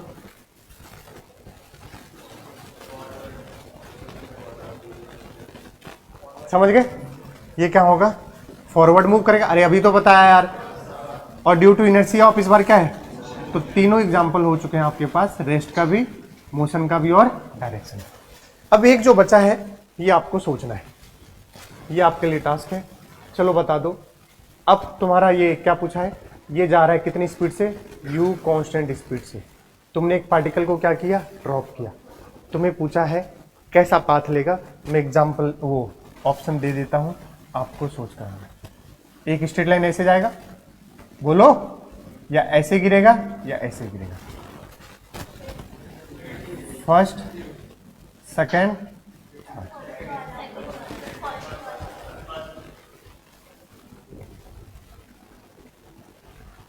मुझे नहीं पता, ये सोचना है कौन सा वाला है। और सोचना आगे क्लास में पूछना, लीनियर मोमेंटम, मुझे आगे भी चलना है। सुन ध्यान रखना, ये ऊपर नहीं फेंका गया है, ना ही नीचे फेंका गया है, क्या किया गया है, ड्रॉप, तब सोचना है भैया। और ये सवाल है भैया अच्छा सा, क्योंकि यहां पर अजीब सा कंफ्यूजन होता है बच्चा, आगे और स्ट्रेट लाइन, वो देखें, लीनियर मोमेंटम। बताओ, आपको कोई एक बॉल से मार रहा है, एक तो रॉकी भाई और एक बुलेट ट्रेन मान लो, बताओ कहां पर तुम्हें तुरंत मार दिया जाएगा अच्छे से। अरे ऐसे नहीं, तुरंत मतलब ट्रेन नहीं, ये बॉल फेंक रहा है। अच्छा, बुलेट की स्पीड ज्यादा होती है या बुलेट ट्रेन की, इतना तो पता है ना, कॉमन सेंस। चोर, बताओ तुम यहां पर हो, तुम्हें कौन जल्दी निपटा देंगे, रॉकी भाई निपटाएंगे कि नहीं, क्यों भाई, बुलेट की स्पीड ज्यादा, बुलेट की स्पीड ज्यादा। इन तीनों में सबसे ज्यादा मोमेंटम किसके पास है, बुलेट के पास। मैं वही समझाना चाह रहा हूं, क्या बुलेट का मास ज्यादा है क्या, लेकिन मास तो किसका ज्यादा है, ट्रेन। तो तुम तो कह रहे हो, लेकिन वेलोसिटी बुलेट की क्या है, बहुत ज्यादा है। तुम किसके सामने आना पसंद करोगे, बॉल के सामने, क्योंकि इन दोनों के सामने तो तुम्हारी गई, ठीक है क्या। तो मैं ये बस कहना, गई मतलब तुम्हारी गई मतलब,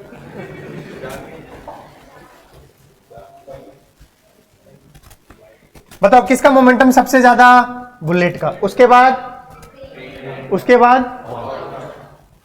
भले इसका मास ज्यादा है बट इसकी स्पीड किसके कंपेयर में, बुलेट के कंपेयर में कम है। बुलेट का मास कम है बट स्पीड बहुत ज्यादा है, और ये तो दोनों ही है बकवास, ठीक है। तो आपसे क्या कह रहा है, सुनो, the total amount of motion possessed by a moving body is known as the momentum of body। चलो, मोमेंटम को किससे डिनोट करते हैं, P से। किससे डिनोट करते हैं, P से। और P को ही बोलते हैं, P को बोलते हैं मास इनटू वेलोसिटी। P को क्या बोलते हैं भैया, मतलब अगर मैं लिखना चाहूं तो momentum is the product of mass and velocity. खूब आपने 9th क्लास में पढ़ा है, बट मैं वो लिख नहीं रहा हूं, डायरेक्ट दिखा दिया। Momentum equals to mass into velocity. अच्छा, मास यहां कौन सा लेंगे, और इसको अच्छा एक्सप्लेन करना हो बेटा तो सेंटर ऑफ मास जब पढ़ाऊंगा तो सुन लो। तो उस वक्त मोमेंटम जो लिखते हैं मास लिखते हैं बच्चे, यही पढ़ा देता हूँ क्योंकि ड्रॉपर बैच है। टोटल मास इनटू वेलोसिटी लेते हैं सेंटर ऑफ मास का, इनटू वेलोसिटी लेते हैं सेंटर ऑफ मास का। तो यही जानो तो सबसे अच्छा होता है। ये 9th क्लास में आप पढ़ते थे simple mass into velocity, but अब आप इतने बड़े हो चुके हो कि समझ लो मोमेंटम में मास नहीं, टोटल मास इनटू वेलोसिटी नहीं, velocity of centre of mass, क्योंकि आगे चल के हम बहुत कुछ पढ़ने वाले हैं सेंटर ऑफ मास, तो वहां यही काम आएगा। ठीक है, और हमेशा ये होता है। इसी तरीके से net force mass into acceleration नहीं होता है, नेट फोर्स होता है टोटल मास इनटू ए नेट, ए नेट हमेशा ए ऑफ सेंटर ऑफ मास। चलो चलो यूनिट बताओ, पहले बताओ वेक्टर क्वांटिटी है कि नहीं, ऑब्वियसली एरो लगा रखा हूं तो कैसा क्वांटिटी है, वेक्टर। अच्छा यूनिट बताओ, मास का हो गया केजी मीटर पर। मुझे पता है आज बेसिक चल रहा है, लेकिन ये जानना बहुत जरूरी है, सवाल कैसे भी बन सकता। ठीक है भाई, ठीक है भाई। इसको डिनोट किससे कर देते हैं, पी से, सब कुछ लिख दिया। ओके, और कोई दिक्कत। अच्छा बताओ मोमेंटम का डायरेक्शन किधर, अरे डायमेंशन नहीं, चलो वो अच्छा कि याद दिला दी मुझे, डायमेंशन बताओ। कोई बात नहीं, हाँ सही बात है, क्या गलती, ऐसे भी, हाँ बेटा मैं समझ गया, ऐसे भी लड़कियों को कोई गलती नहीं है, कोई बात। चलो ऐसे भी लड़कियां कभी गलत होती हैं। चलो इधर आ जाओ, इधर देखो, इधर आगे चलते हैं। तो ये डायमेंशन ये हो गया, और डायरेक्शन किसके डायरेक्शन में होगा, मोमेंटम का वेलोसिटी के डायरेक्शन में। किसके डायरेक्शन में, वेलोसिटी के। तो ध्यान रखिएगा।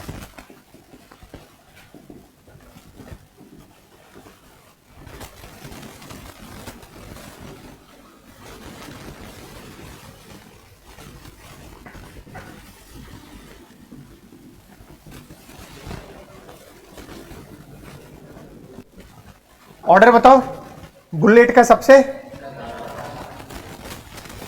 यहां तो मैं लिख नहीं पाऊंगा, आप समझ गए हो ना। पहला क्वेश्चन खटाक से सॉल्व करके बता दीजिए। शर्म आ रही है मुझे पूछते हुए, लेकिन क्या करूं भाई, शर्म आ रही।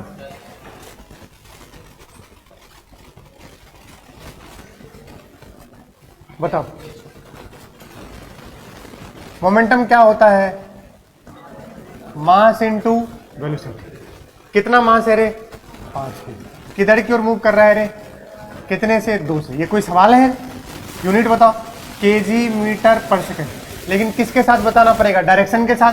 तो वो कह रहा है क्या क्या चाहिए, इन्फॉर्मेशन चाहिए अबाउट मैग्नीट्यूड एंड। तो बताओ कैसे लिखोगे इसको, ये तो मैग्नीट्यूड दे दिया तुमने, डायरेक्शन बताओ क्या लिखोगे। नहीं, वेस्ट किधर हो गया,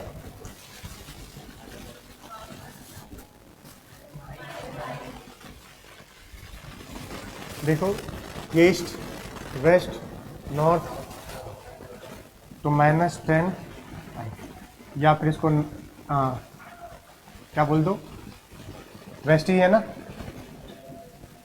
तो ये आपको ऐसे ही बेसिक था, ये कुछ भी नहीं फालतू का बकवास कर रहा है। इसको देखना जरा, इस बार नीट 2024 में ऐसा सवाल आया है, सही बता रहा हूँ।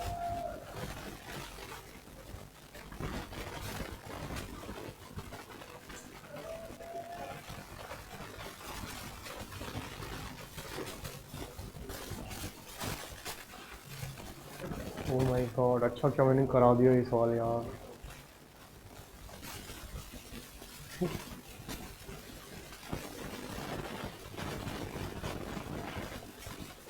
कितना है,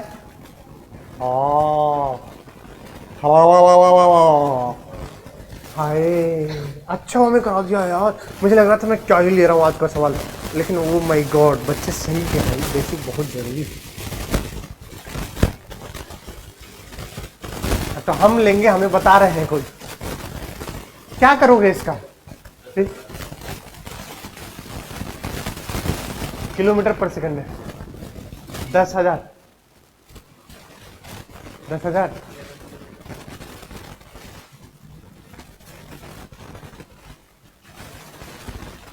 मोमेंटम क्या होता है, मास इनटू, कर दी गलती देख लिए, बुलेट जब बंदूक के अंदर आती है कोई दिक्कत नहीं है, लेकिन जब बुलेट बंदूक से निकल आती है तो मार डाला, है ना। ये वही है मोमेंटम। कितना सिंपल सवाल था, बट थोड़ा सा मैंने क्या चेंज कर दिया, आई कैप दे के। भैया नेट क्या लोगे, रिजल्टेंट। रिजल्टेंट क्या आएगा इसका, चोर सब कहीं के। मास कितना है, 2 kg। शर्म आ रहा बताते हुए, इसका रिजल्टेंट नहीं पता चल रहा है। 2 आई कैप 3 जे कैप, हे भगवान। रूट अंडर 2 का स्क्वायर प्लस, अच्छा क्या मैं सवाल ले लिया भाई, 4 + 9, हाँ रूट 13, लेकिन किस में गिवन है, किलोमीटर पर सेकंड में। चेंज कर लोगे, किससे मल्टीप्लाई करते, देखो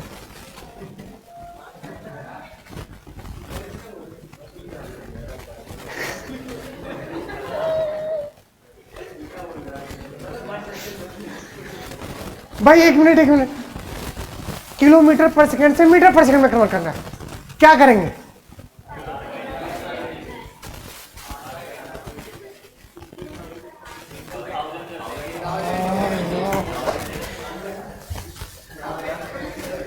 तुम सब मेरे कटप्पा साले पीछे से मार। किलोमीटर पर आवर जब होता है तब 18/5, 5/18। हे भगवान, मैं नहीं पढ़ा रहा यार। क्या करेंगे, 1000 से। छी, बाहर बता मत देना। फिजिक्स कहां पढ़ता, आरएम मेहता सर का। तेरी ऐसी की तैसी। यूनिट बताओ, मोमेंटम का है केजी मीटर। भाई साहब,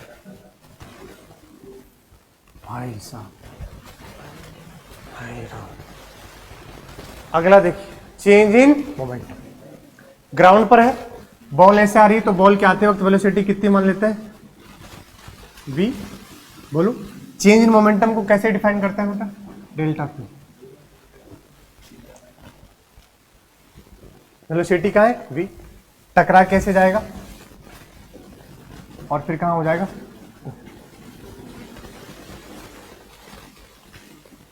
पहले तो बताओ, चेंज इन मोमेंटम क्या लिखोगे बेटा, फाइनल माइनस इनिशियल।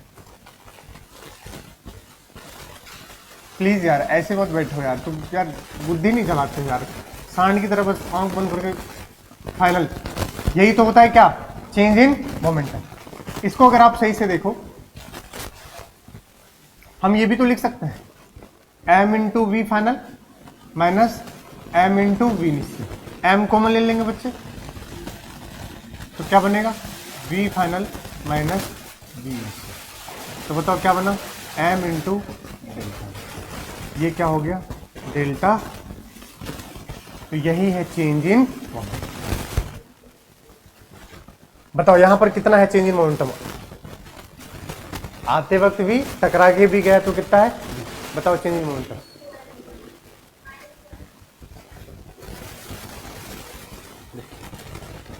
ये आ गया चेंज इन मोमेंटम मेरा इस सवाल में, एग्जांपल समझ। यहां बताओ डेल्टा p। मॉड्यूल में पहला जस्ट डू इट 1, आज जो पढ़ाऊंगा उसी पर बेस है। आज जाते ही कर लेना कौन सा, जस्ट डू इट 1। समझ गए, पूरा यही सब उसमें मोमेंटम वगैरह सब। बताओ कितना हो गया, पी इनिशियल एम वी, कौन सा कैप, माइनस का, ठीक है। डायरेक्शन बहुत इंपॉर्टेंट है यार, बोलो बताओ। फाइनल कितना, फाइनल माइनस का एम वी प्लस का, ठीक है। तो क्या लिखना मुझे, डेल्टा पी। फाइनल कितना है, M V J cap minus of minus M V. अरे समझ गए क्या, तो माइनस माइनस कितना हो गया, प्लस का 2mv। ठीक है, डायरेक्शन के साथ मैंने लिख दिया है और यही इसका आंसर। किधर की ओर है डायरेक्शन, ऊपर की। किधर की ओर, ऊपर। और रियलिटी बताऊं एक बात, जब ये ऊपर से नीचे आएगा तो ग्राउंड इसको क्या देगा, फोर्स। बताओ किधर की ओर देगा, तो फोर्स हमेशा चेंज इन मोमेंटम के डायरेक्शन में होता है। यही पढ़ेंगे आगे चलकर, न्यूटन का सेकंड लॉ। जब ये टकराएगा ना, जब ये बॉल यहां होगा बेटा, इस पर फोर्स कहां लग रहा होगा, ऊपर। फोर्स हमेशा किसके डायरेक्शन में होता है, चेंज इन मोमेंटम के। आगे यही पढ़ने वाले, फिलहाल के लिए तो भी ये है इसका आंसर। बोलो सही है। कोई भी देख लो अगर समझ नहीं आया तो। नीचे जे कैप बोलते हैं माइनस का, ऊपर प्लस का जे कैप। आते वक्त था माइनस का जे कैप और जाते वक्त था प्लस का। Final minus initial. सेम सवाल रिपीट करूंगा कहां पर, मॉडर्न फिजिक्स में। ऊपर से गिरेगा फोटोन, क्या गिरेगा, टकरा के कहां जाएगा, ऊपर। बताओ चेंज इन मोमेंटम 2mv, कितना, 2mv। और याद करो वहां पर रेडिएशन और प्रेशर निकलवाए होंगे, प्रेशर बराबर होता है I/c। चलो अभी नहीं भी पता है तो वहां फोटोन आके टक्कर मारेगा, कितना होगा change in momentum, 2mv। Simple है, ध्यान से देख लीजिए। समझ गए, फाइनल माइनस इनिशियल। और हमेशा किसके साथ लिखोगे, डायरेक्शन के साथ, तभी जाके दिक्कत नहीं आएगी। अभी वरना बच्चा क्या कह रहा था, जीरो। आते वक्त भी v, जाते वक्त भी v, जीरो कर दिया। अरे गधेरे, डायरेक्शन देख लो भाई। सॉल्व करके आंसर बताइए, सॉल्व करके आंसर बताइए।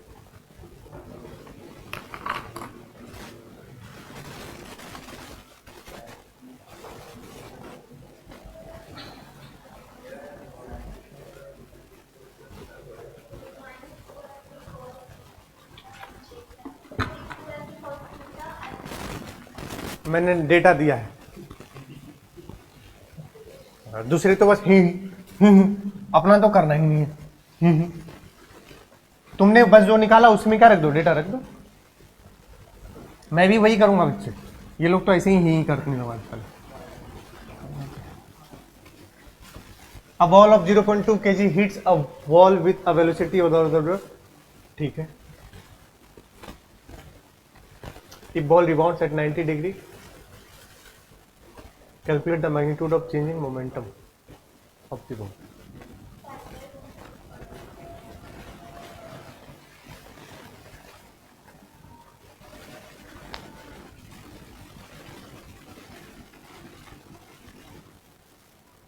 आते वक्त भी क्या वेलोसिटी है, v, ठीक है। आते वक्त भी कितना है,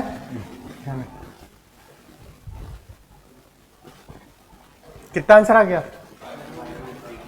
देख मैं जनरल सॉल्व कर देता हूं, उसमें डेटा रख दूंगा ताकि आपके जनरल काम के भी होंगे। देखो बेटा, इसका मास कितना है,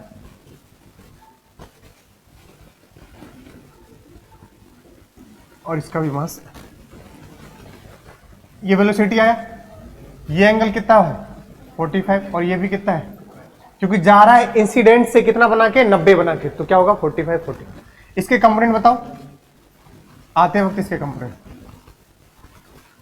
v cos 45 और इधर वाला v sin 45। और जाते वक्त इसके कंपोनेंट बताओ।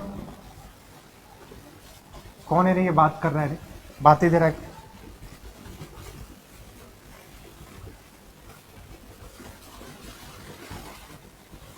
ये भी v cos 45 और ये भी v sin 45।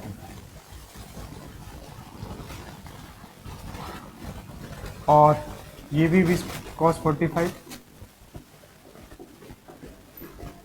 देखो कौन सा वाला कैंसिल कर रहा है, सॉरी कैंसिल कर रहा हूं। मुझे तो वॉल से टकराने की बात चाहिए, तो मेरे लिए काम का कौन सा है, cos 45। देखो ना, अरे वॉल के कौन सा वाला, परपेंडिकुलर वाला। बताओ वॉल के परपेंडिकुलर कौन सा है, cos 45। कौन सा है, cos। बताओ change in momentum, delta P, क्या लिखूंगा, P final minus P initial. चलो बताओ फाइनल मोमेंटम देखकर, अभी वी की टर्म से बताओ। अगर मैं इसको क्या मान लूं, थीटा, क्या मान लूं, तो तुम जनरल अभी थीटा के लिए सॉल्व करता हूं, डेटा रख देना, याद भी हो जाएगा। तो क्या हो जाएगा बेटा, फाइनल माइनस का एम वी कॉस थीटा, कौन सा cap, I cap, minus initial क्या था, M V cos theta plus का माइनस माइनस, तो कितना हो गया, लेकिन किधर, माइनस का minus minus plus to minus में होता है 2mv cos थीटा, किधर की ओर, ये पूरा मैंने आपको जनरल डेल्टा पी निकाल के दिया। आज के बाद किसी भी थीटा के लिए, किसी भी m के लिए, किसी भी v के लिए, अगर एक थीटा पर आया है और गया भी कितने पर है, थीटा पर, तो चेंज इन मोमेंटम होगा -2mv cos थीटा, इंक्लाइन वाले पे, मतलब ऑब्लिक में। अब जरा देखो, डेटा रख दो ऊपर उठा के, डेटा रखो। 2 मास कितना है देखो 0.20, वेलोसिटी कितना है रे 25 cos 45, जिसको क्या बोलेंगे 1/2। डायरेक्ट लिख दूं, अब सॉल्व कर लो इसे।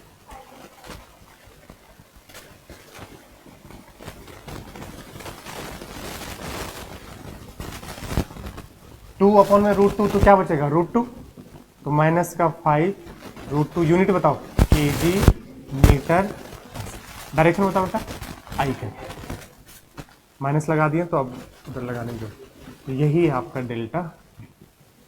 मैंने जनरल भी कर दिया है और उसी में डायरेक्ट डेटा रख दिया।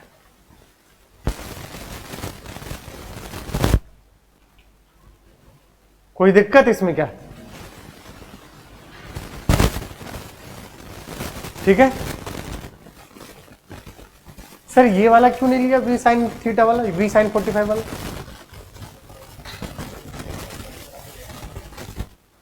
वैसे तो हमें फोर्स इधर लगेगा तो हमें उसी की डायरेक्शन में चेंज इन क्या निकलेगा, मोमेंटम। टकराएगा ऐसे ऐसे तो फोर्स कैसे लगेगी, रिजल्टेंट इधर ही, तो चेंज इन मोमेंटम उसी डायरेक्शन में लगेगा।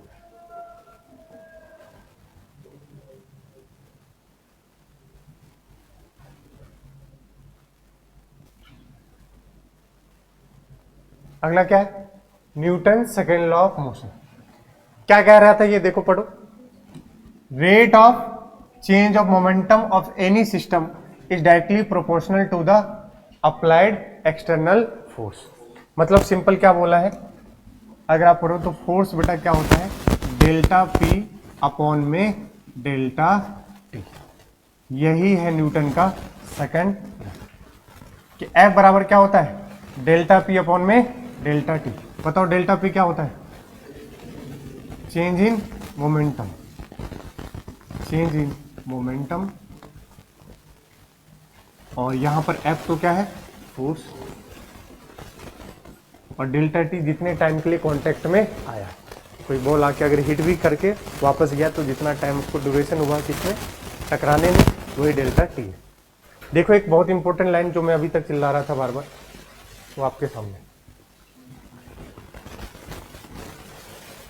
ये बहुत इंपॉर्टेंट लाइन है कि हमेशा डायरेक्शन ऑफ अप्लाइड फोर्स के अलोंग ही क्या आएगा, चेंज इन मोमेंटम। आप निकाल के चेक कर लिए हो कि अगर आपके सामने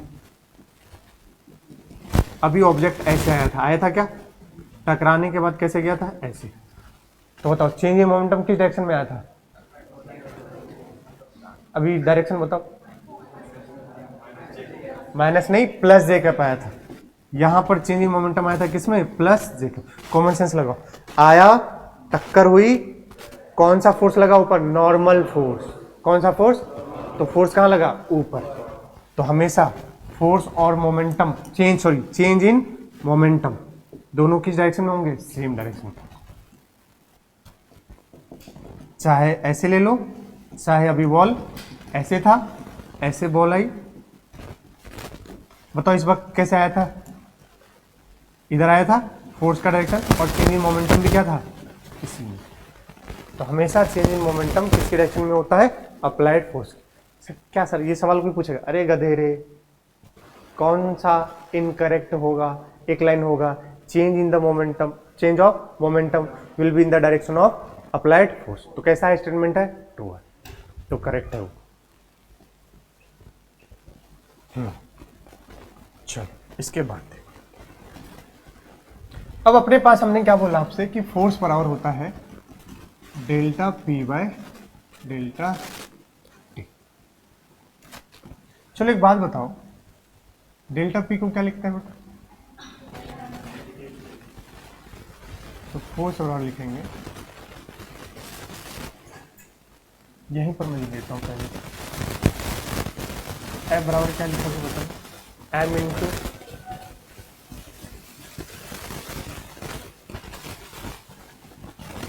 याद करो ये क्या होता था, तो मास इंटू क्या लिख सकते हैं उसको, क्या लिख सकते हैं, मास इंटू एक्सीलरेशन। तो यही न्यूटन्स के फॉर्मूले हैं F बराबर m ए, जो कि कहाँ से, सेकंड लॉ से रिड्यूस हुआ है। वो भी क्या है, रियलिटी में सेकंड लॉ क्या है, force equals to change in momentum with respect to, समझ गए क्या, ये है। और यहीं से डिड्यूस होता है कौन सा फॉर्मूला, F बराबर m, मास इंटू एक्सीलरेशन। बोलो सही है क्या। अब जरा इसको देखें, थोड़ा सा अब यहां पर बच्चों को लगता है अजीब सा, बट आप देखिएगा यहां से हम इसको दो भागों में तोड़ सकते हैं।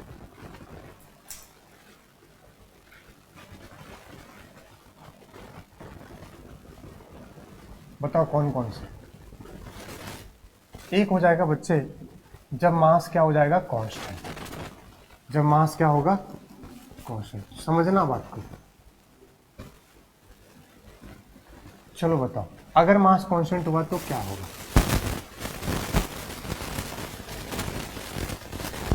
मास कांस्टेंट हुआ तो क्या होगा,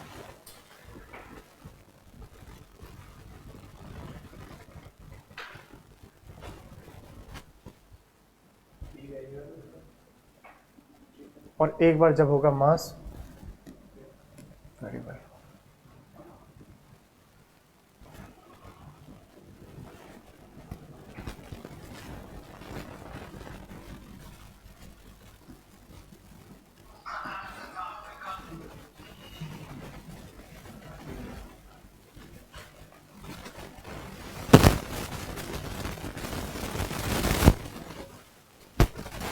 मास अगर कांस्टेंट हो गया तो वहां लिखोगे अगर m dv by m into V upon में डेल्टा टी। अगर हम छोटे से चेंज के लिए देखेंगे तो मास तो बाहर आ जाएगा, अंदर बचेगा dv बाई dt।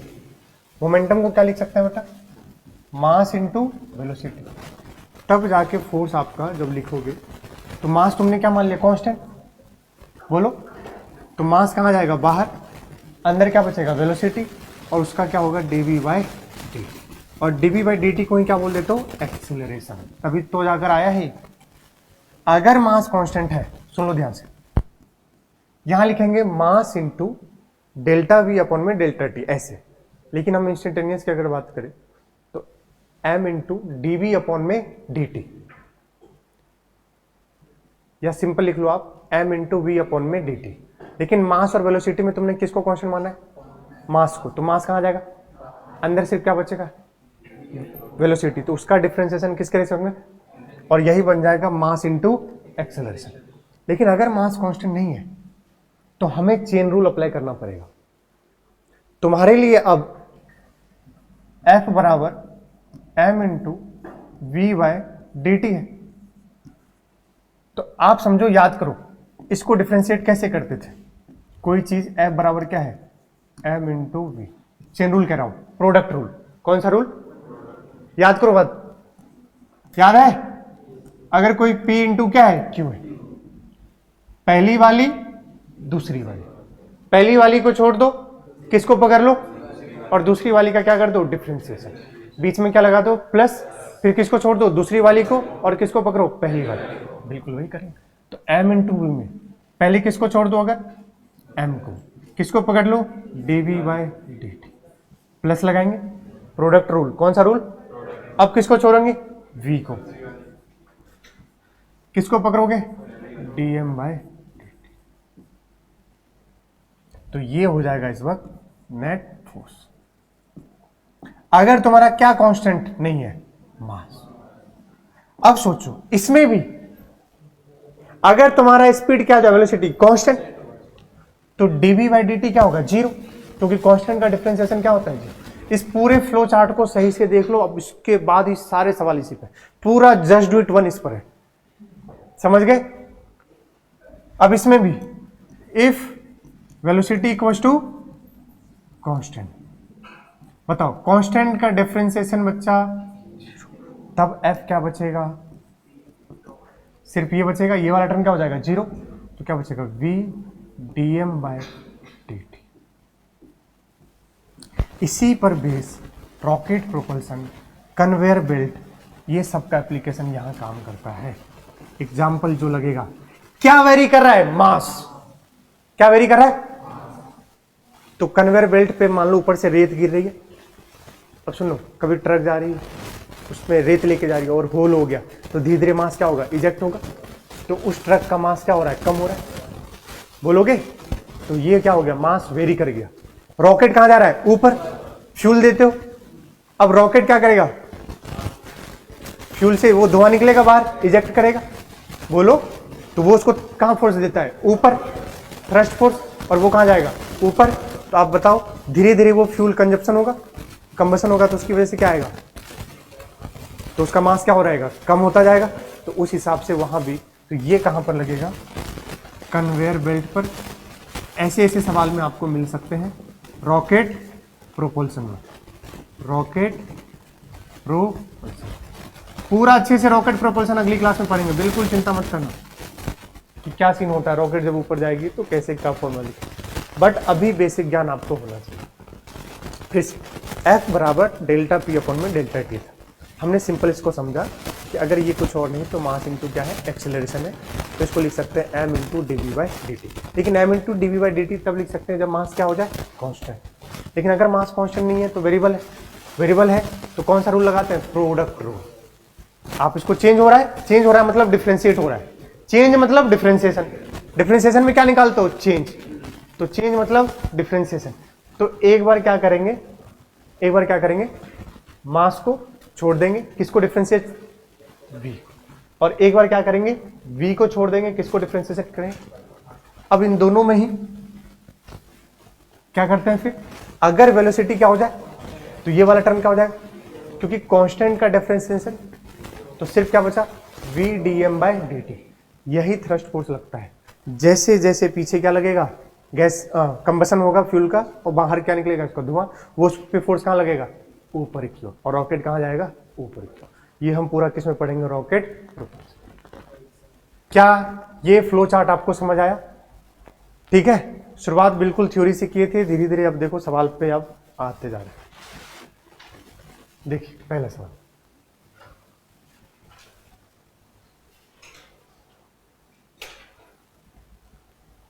ये तो सिंपल किस पे बेस है, ये तो किस पे बेस है, चेंज इन मोमेंटम पे, किस पे बेस है।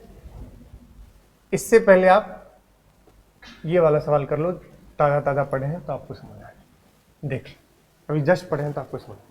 क्या कह रहा है, जेट रिलीज 3 kg पर सेकेंड एट स्पीड कितना, 4 मीटर पर second, on A block of mass 5 kg, placed on कैसा सरफेस है, फ्रिक्शनलेस। फ्रिक्शनलेस ड्रॉपर है तो मैं बोल सकता हूँ म्यू इक्वल टू क्या है, 0। याद है फ्रिक्शन को किससे डिनोट करते हैं, म्यू से, नहीं भी तो कोई दिक्कत वाली बात नहीं, कोफिशिएंट ऑफ फ्रिक्शन बोलते हैं, छोड़ो रहने दो। फ्रिक्शनलेस सरफेस, थोड़ा भी अगर तुमने इसको फोर्स लग गया तो इमोशन में आ जाएगा, फिर इसको रोकने वाला यही कौन बोला था, गैलीलियो। तो सुना ध्यान, तो कह रहा है कि अगर आपने ब्लॉक पर पानी से फोर्स लगाया जेट से, तो वो फ्रिक्शनलेस है, तो उसमें क्या आ जाएगा, वो मोशन में, मोशन में आया तो उसके पास क्या आएगा, एक्सेलरेशन आएगा। तो आपसे पूछा है find acceleration of block, solve करके बता कितना हो गया, 12/5 बेटा 2 पॉइंट, सिंपल। क्या फॉर्मूला भी बताया, फोर्स बराबर v, क्यों सोच आई कि सर ये लगाएंगे, क्योंकि देखो यार मास पर यूनिट टाइम गिवन है। क्या कर रहा है, एक जेट जो पानी निकाल रहा है 3 kg पर सेकेंड, ये क्या गिवन है, मास पर यूनिट टाइम, मतलब dm/dt। किस स्पीड से बेटा, 4। तो इसलिए हमने सोचा ये वाला फॉर्मूला यूज होगा, अभी खूब आएगा आगे रॉकेट प्रोपोर्शन, पूरा जस्ट डू इट, आज जो होमवर्क दूंगा वही होगा। तो फोर्स बराबर v dm/dt, v कितना है रे, 4, dm/dt बोलो, तो ये अपने पास तो अभी आया फोर्स, कितना आ गया, 12 न्यूटन। कोई दिक्कत, लेकिन हमें क्या फोर्स चाहिए, तो अभी पढ़िए, चूंकि फोर्स बराबर मास इनटू एक्सेलरेशन, तो ए बराबर फोर्स बाय मास। बताओ फोर्स कितना, 12/5, तो कितना आ गया 2.4 मीटर पर सेकेंड स्क्वायर। और सवाल खूब देखने को मिलते हैं VdM/dt पे, यही आगे चल के आपको तकलीफ देगा जब मैं रॉकेट प्रोपल्शन में पढ़ाऊंगा। अभी तो अच्छा लग रहा है आपको, क्योंकि वहां थोड़ी सी बस सोचने वाली बात हो जाएगी, क्योंकि रॉकेट जब ऊपर जा रहा होगा उसका खुद का भी क्या लग रहा होगा, mg, तो वहां बच्चों को क्या देता है, तकलीफ देता है। बट वो सवाल अगली क्लास में करेंगे, कोई दिक्कत वाली बात नहीं। बट फिलहाल के लिए आप समझिए, क्या ये सवाल समझ आए? अब इसके बाद मोमेंटम सब मिक्स हो जाएंगे, बोलोगे क्या? और जल्दी से सारे प्रॉब्लम कर दो, 1 2 3 4 ही सवाल है, उसके बाद तो खत्म ही हो जाएगा। बिल्कुल परफेक्ट टाइम 10-15। जल्दी से एक एक सवाल का आंसर खटाक से बता दो।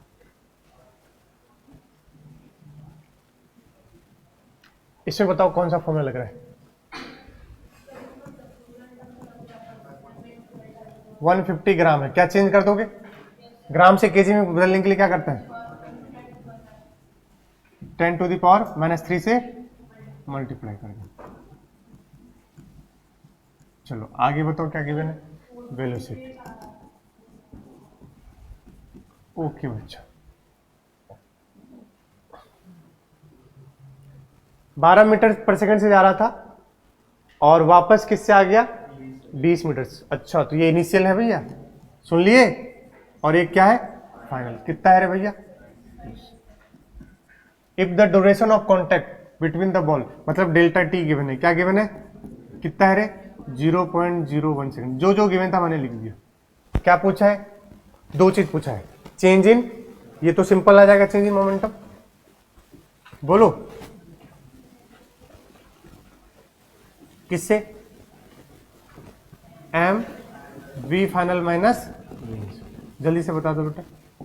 एम हो गया 150 इंटू 10⁻⁻3।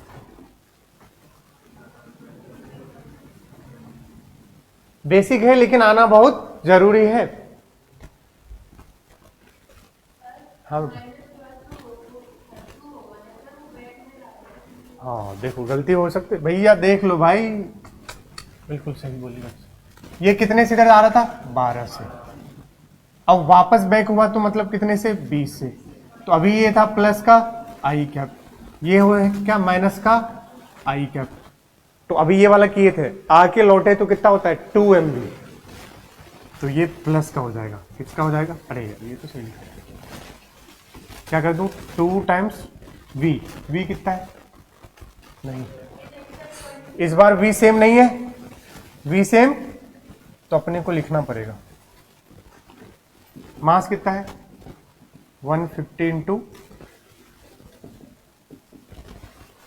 अब देखो v फाइनल कौन सा आई कैप है?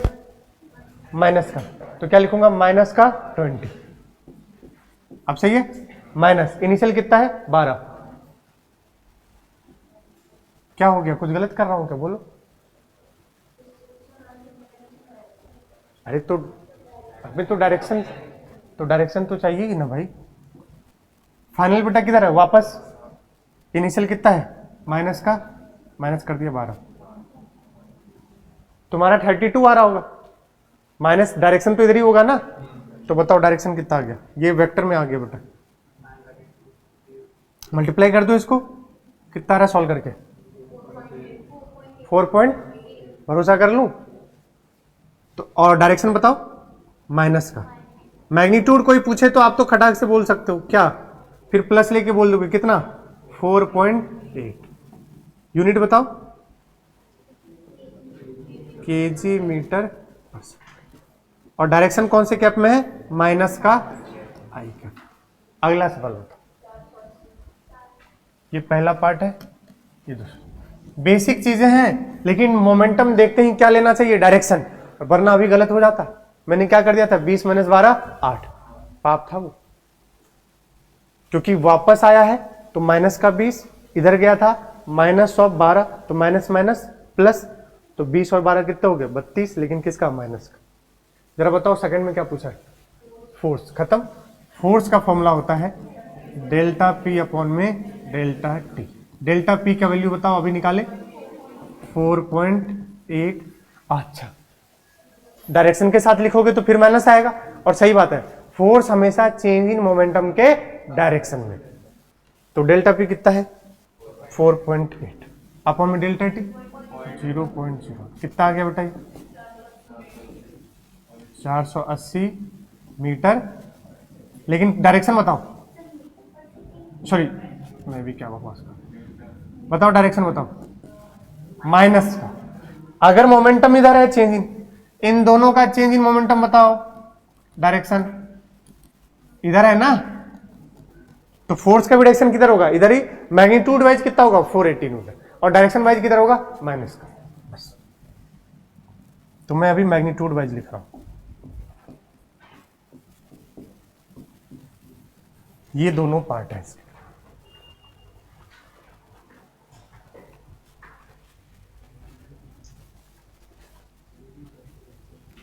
कुछ तो बोलो यार, ठीक है। इसका बताना 80 स्क्वायर माइनस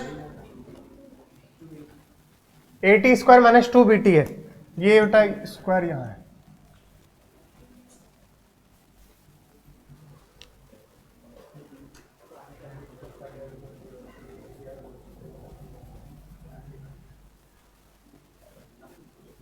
ये सवाल कोई खराब सवाल नहीं है, नीट के हिसाब से बिल्कुल सही है। कितना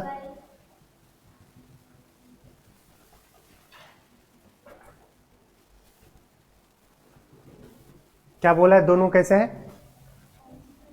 अरे find the time eight which force on particle becomes 0। क्या करेंगे बताओ, पहले डिफरेंशिएट किए फिर। अब तुम्हारे पास क्या गिवन है, P कितना है 80 स्क्वायर माइनस 2 BT। इस बार क्या सवाल आया था, x बराबर 2t स्क्वायर ऐसे कुछ था, बोलो। इसको डिफरेंशिएट करेंगे तो क्या मिल जाएगा v, और पावर पूछा था, पावर का फॉर्मूला क्या होता है f इंटू वी। बताओ, इस बार नीट 2024 दिए हो गए ना भाई, x ऐसे था, यहां से कितना आ गया था डिफरेंशिएट करके, और वहां पर पावर पूछा था, अब फोर्स दे रखा था इंटू वी। अब बताओ इसमें क्या है, एक बार डिफरेंशिएट करेंगे फिर क्या करेंगे 0, तो वहां से टाइम आएगा, तो बिल्कुल पूछा जा सकता है, ध्यान से नहीं आता। बताओ इसका डिफरेंशिएशन 280 माइनस 2b। अब यही क्या हो गया फोर्स, और क्या बोला है फोर्स ऑन पार्टिकल बिकम्स, तो इसको क्या कर देंगे 0। तो 280 माइनस 2b बराबर 0, तो 280 बराबर हो गया 2b, 2 से 2 गया तो टाइम आ गया b बाय। यह वह समय है जब फोर्स पार्टिकल पे फोर्स क्या हो जाएगा 0। कोई दिक्कत? अब यही तुम्हें डेटा दे देगा, वो क्या दे देगा डेटा, ए के जगह कुछ और दे देगा और बी के जगह कुछ और, तो ये बिल्कुल वैल्यू में आएगा, आंसर आ जाएगा।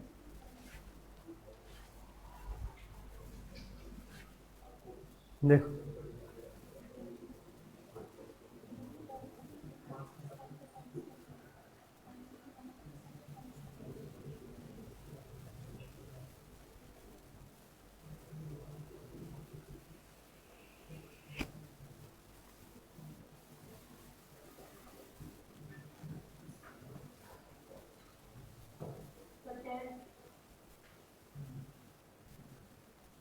कितना,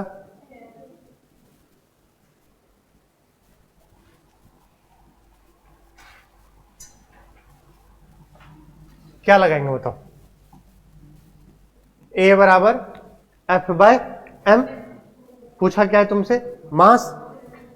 पहले तो फोर्स बराबर क्या लिखोगे, मास इनटू एक्सेलरेशन, तो मास बराबर क्या लिख दोगे एफ अपॉन में ए, लेकिन एफ किस फॉर्म में गिवन है,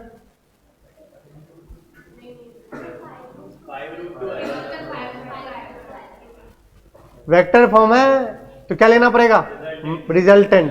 ध्यान रखिएगा, अक्सर यही करते हैं, सांड की तरफ भिड़ जाएंगे अपन।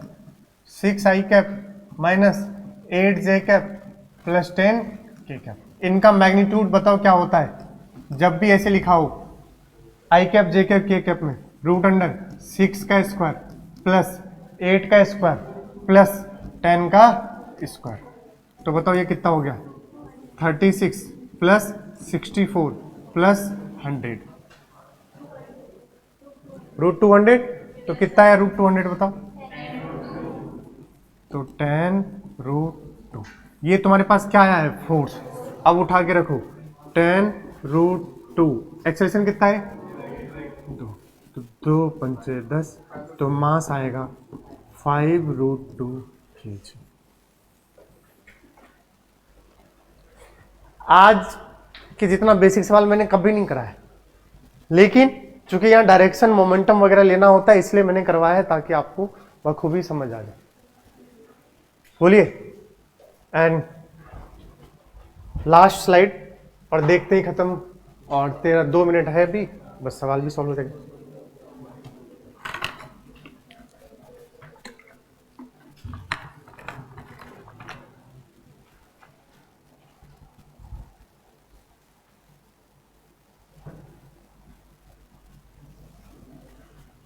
जल्दी बताओ।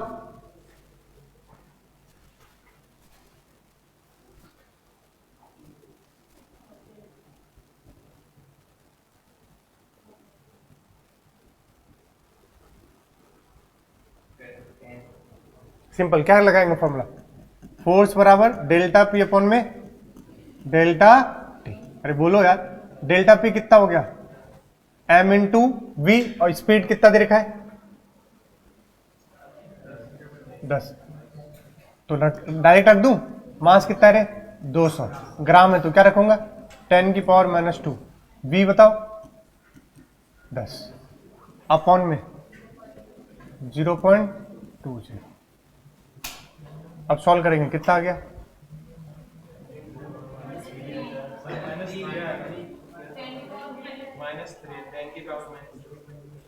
तो यहां -3 ही लिखा है, दिख नहीं रहा है क्या नडिया, देखिए तो ये कितना हो गया, इसको नीचे कर दूंगा, 2 गया 1 3 गया, तो सिंपल ये बचा 10 2 200/2 कितना हो गया, आंसर कितना आ रहा है 10 क्या न्यूटन। खत्म हो गया आज का लेक्चर। होमवर्क सुन लीजिए। अब हर कोई नया सुन लो, मुंह मत बनाना, पहले ही बता दे रहा हूं, और सारे लात जूता मार दूंगा, ध्यान रख लेना। आज पढ़ाया हूं, वो कह रहे थे ना सर नया चैप्टर इस वाले में काइनेमेटिक्स में पता नहीं सर क्या क्या सर, आज पढ़ाया हूं, आज ही काम दे रहा हूं गरीब। सुन ले, इलिस्ट्रेशन 1 से लेकर के 6 तक, इलिस्ट्रेशन 1 से लेकर के 6 तक, इलिस्ट्रेशन 1 से लेकर के 6 तक, इलिस्ट्रेशन 1 से 6, जस्ट डू इट 1 निपटा दीजिए जा करके। कौन सा, थोड़ा सा आपको हो सकता है, बस थोड़ी सी तकलीफ आएगी रॉकेट प्रोपल्शन वाले में, बट तब भी फॉर्मूले बता दिया हूं कि काम हो जाएगा। Illustration 1 to 6, just do it 1। जो कर लेगा आज की क्लास उसका स्ट्रांग हो जाएगा। मैं फिर से कह रहा हूं, मोमेंटम पे वो खेल जाएगा, वरना मुंह बातें रह जाओगे। मैं फिर से कह रहा हूं, पूरा जस्ट डू इट 1 समझ गए क्या। जाके तकलीफ हो सकती है आपको सॉल्व करने में, बट डरने वाली बात नहीं है। इलिस्ट्रेशन 1 to 6 और जस्ट डू इट 1। थोड़ा ग्राफिकल वाला छोड़ देना, अभी अगली क्लास में बताऊंगा। टोटल कितने क्वेश्चन है 11, तो 10 क्वेश्चन तक तो आप कर सकते हो। अरे सुन लो रे, आज के आज जाके कर लेना। और एक्सरसाइज में सुन लो, एक्सरसाइज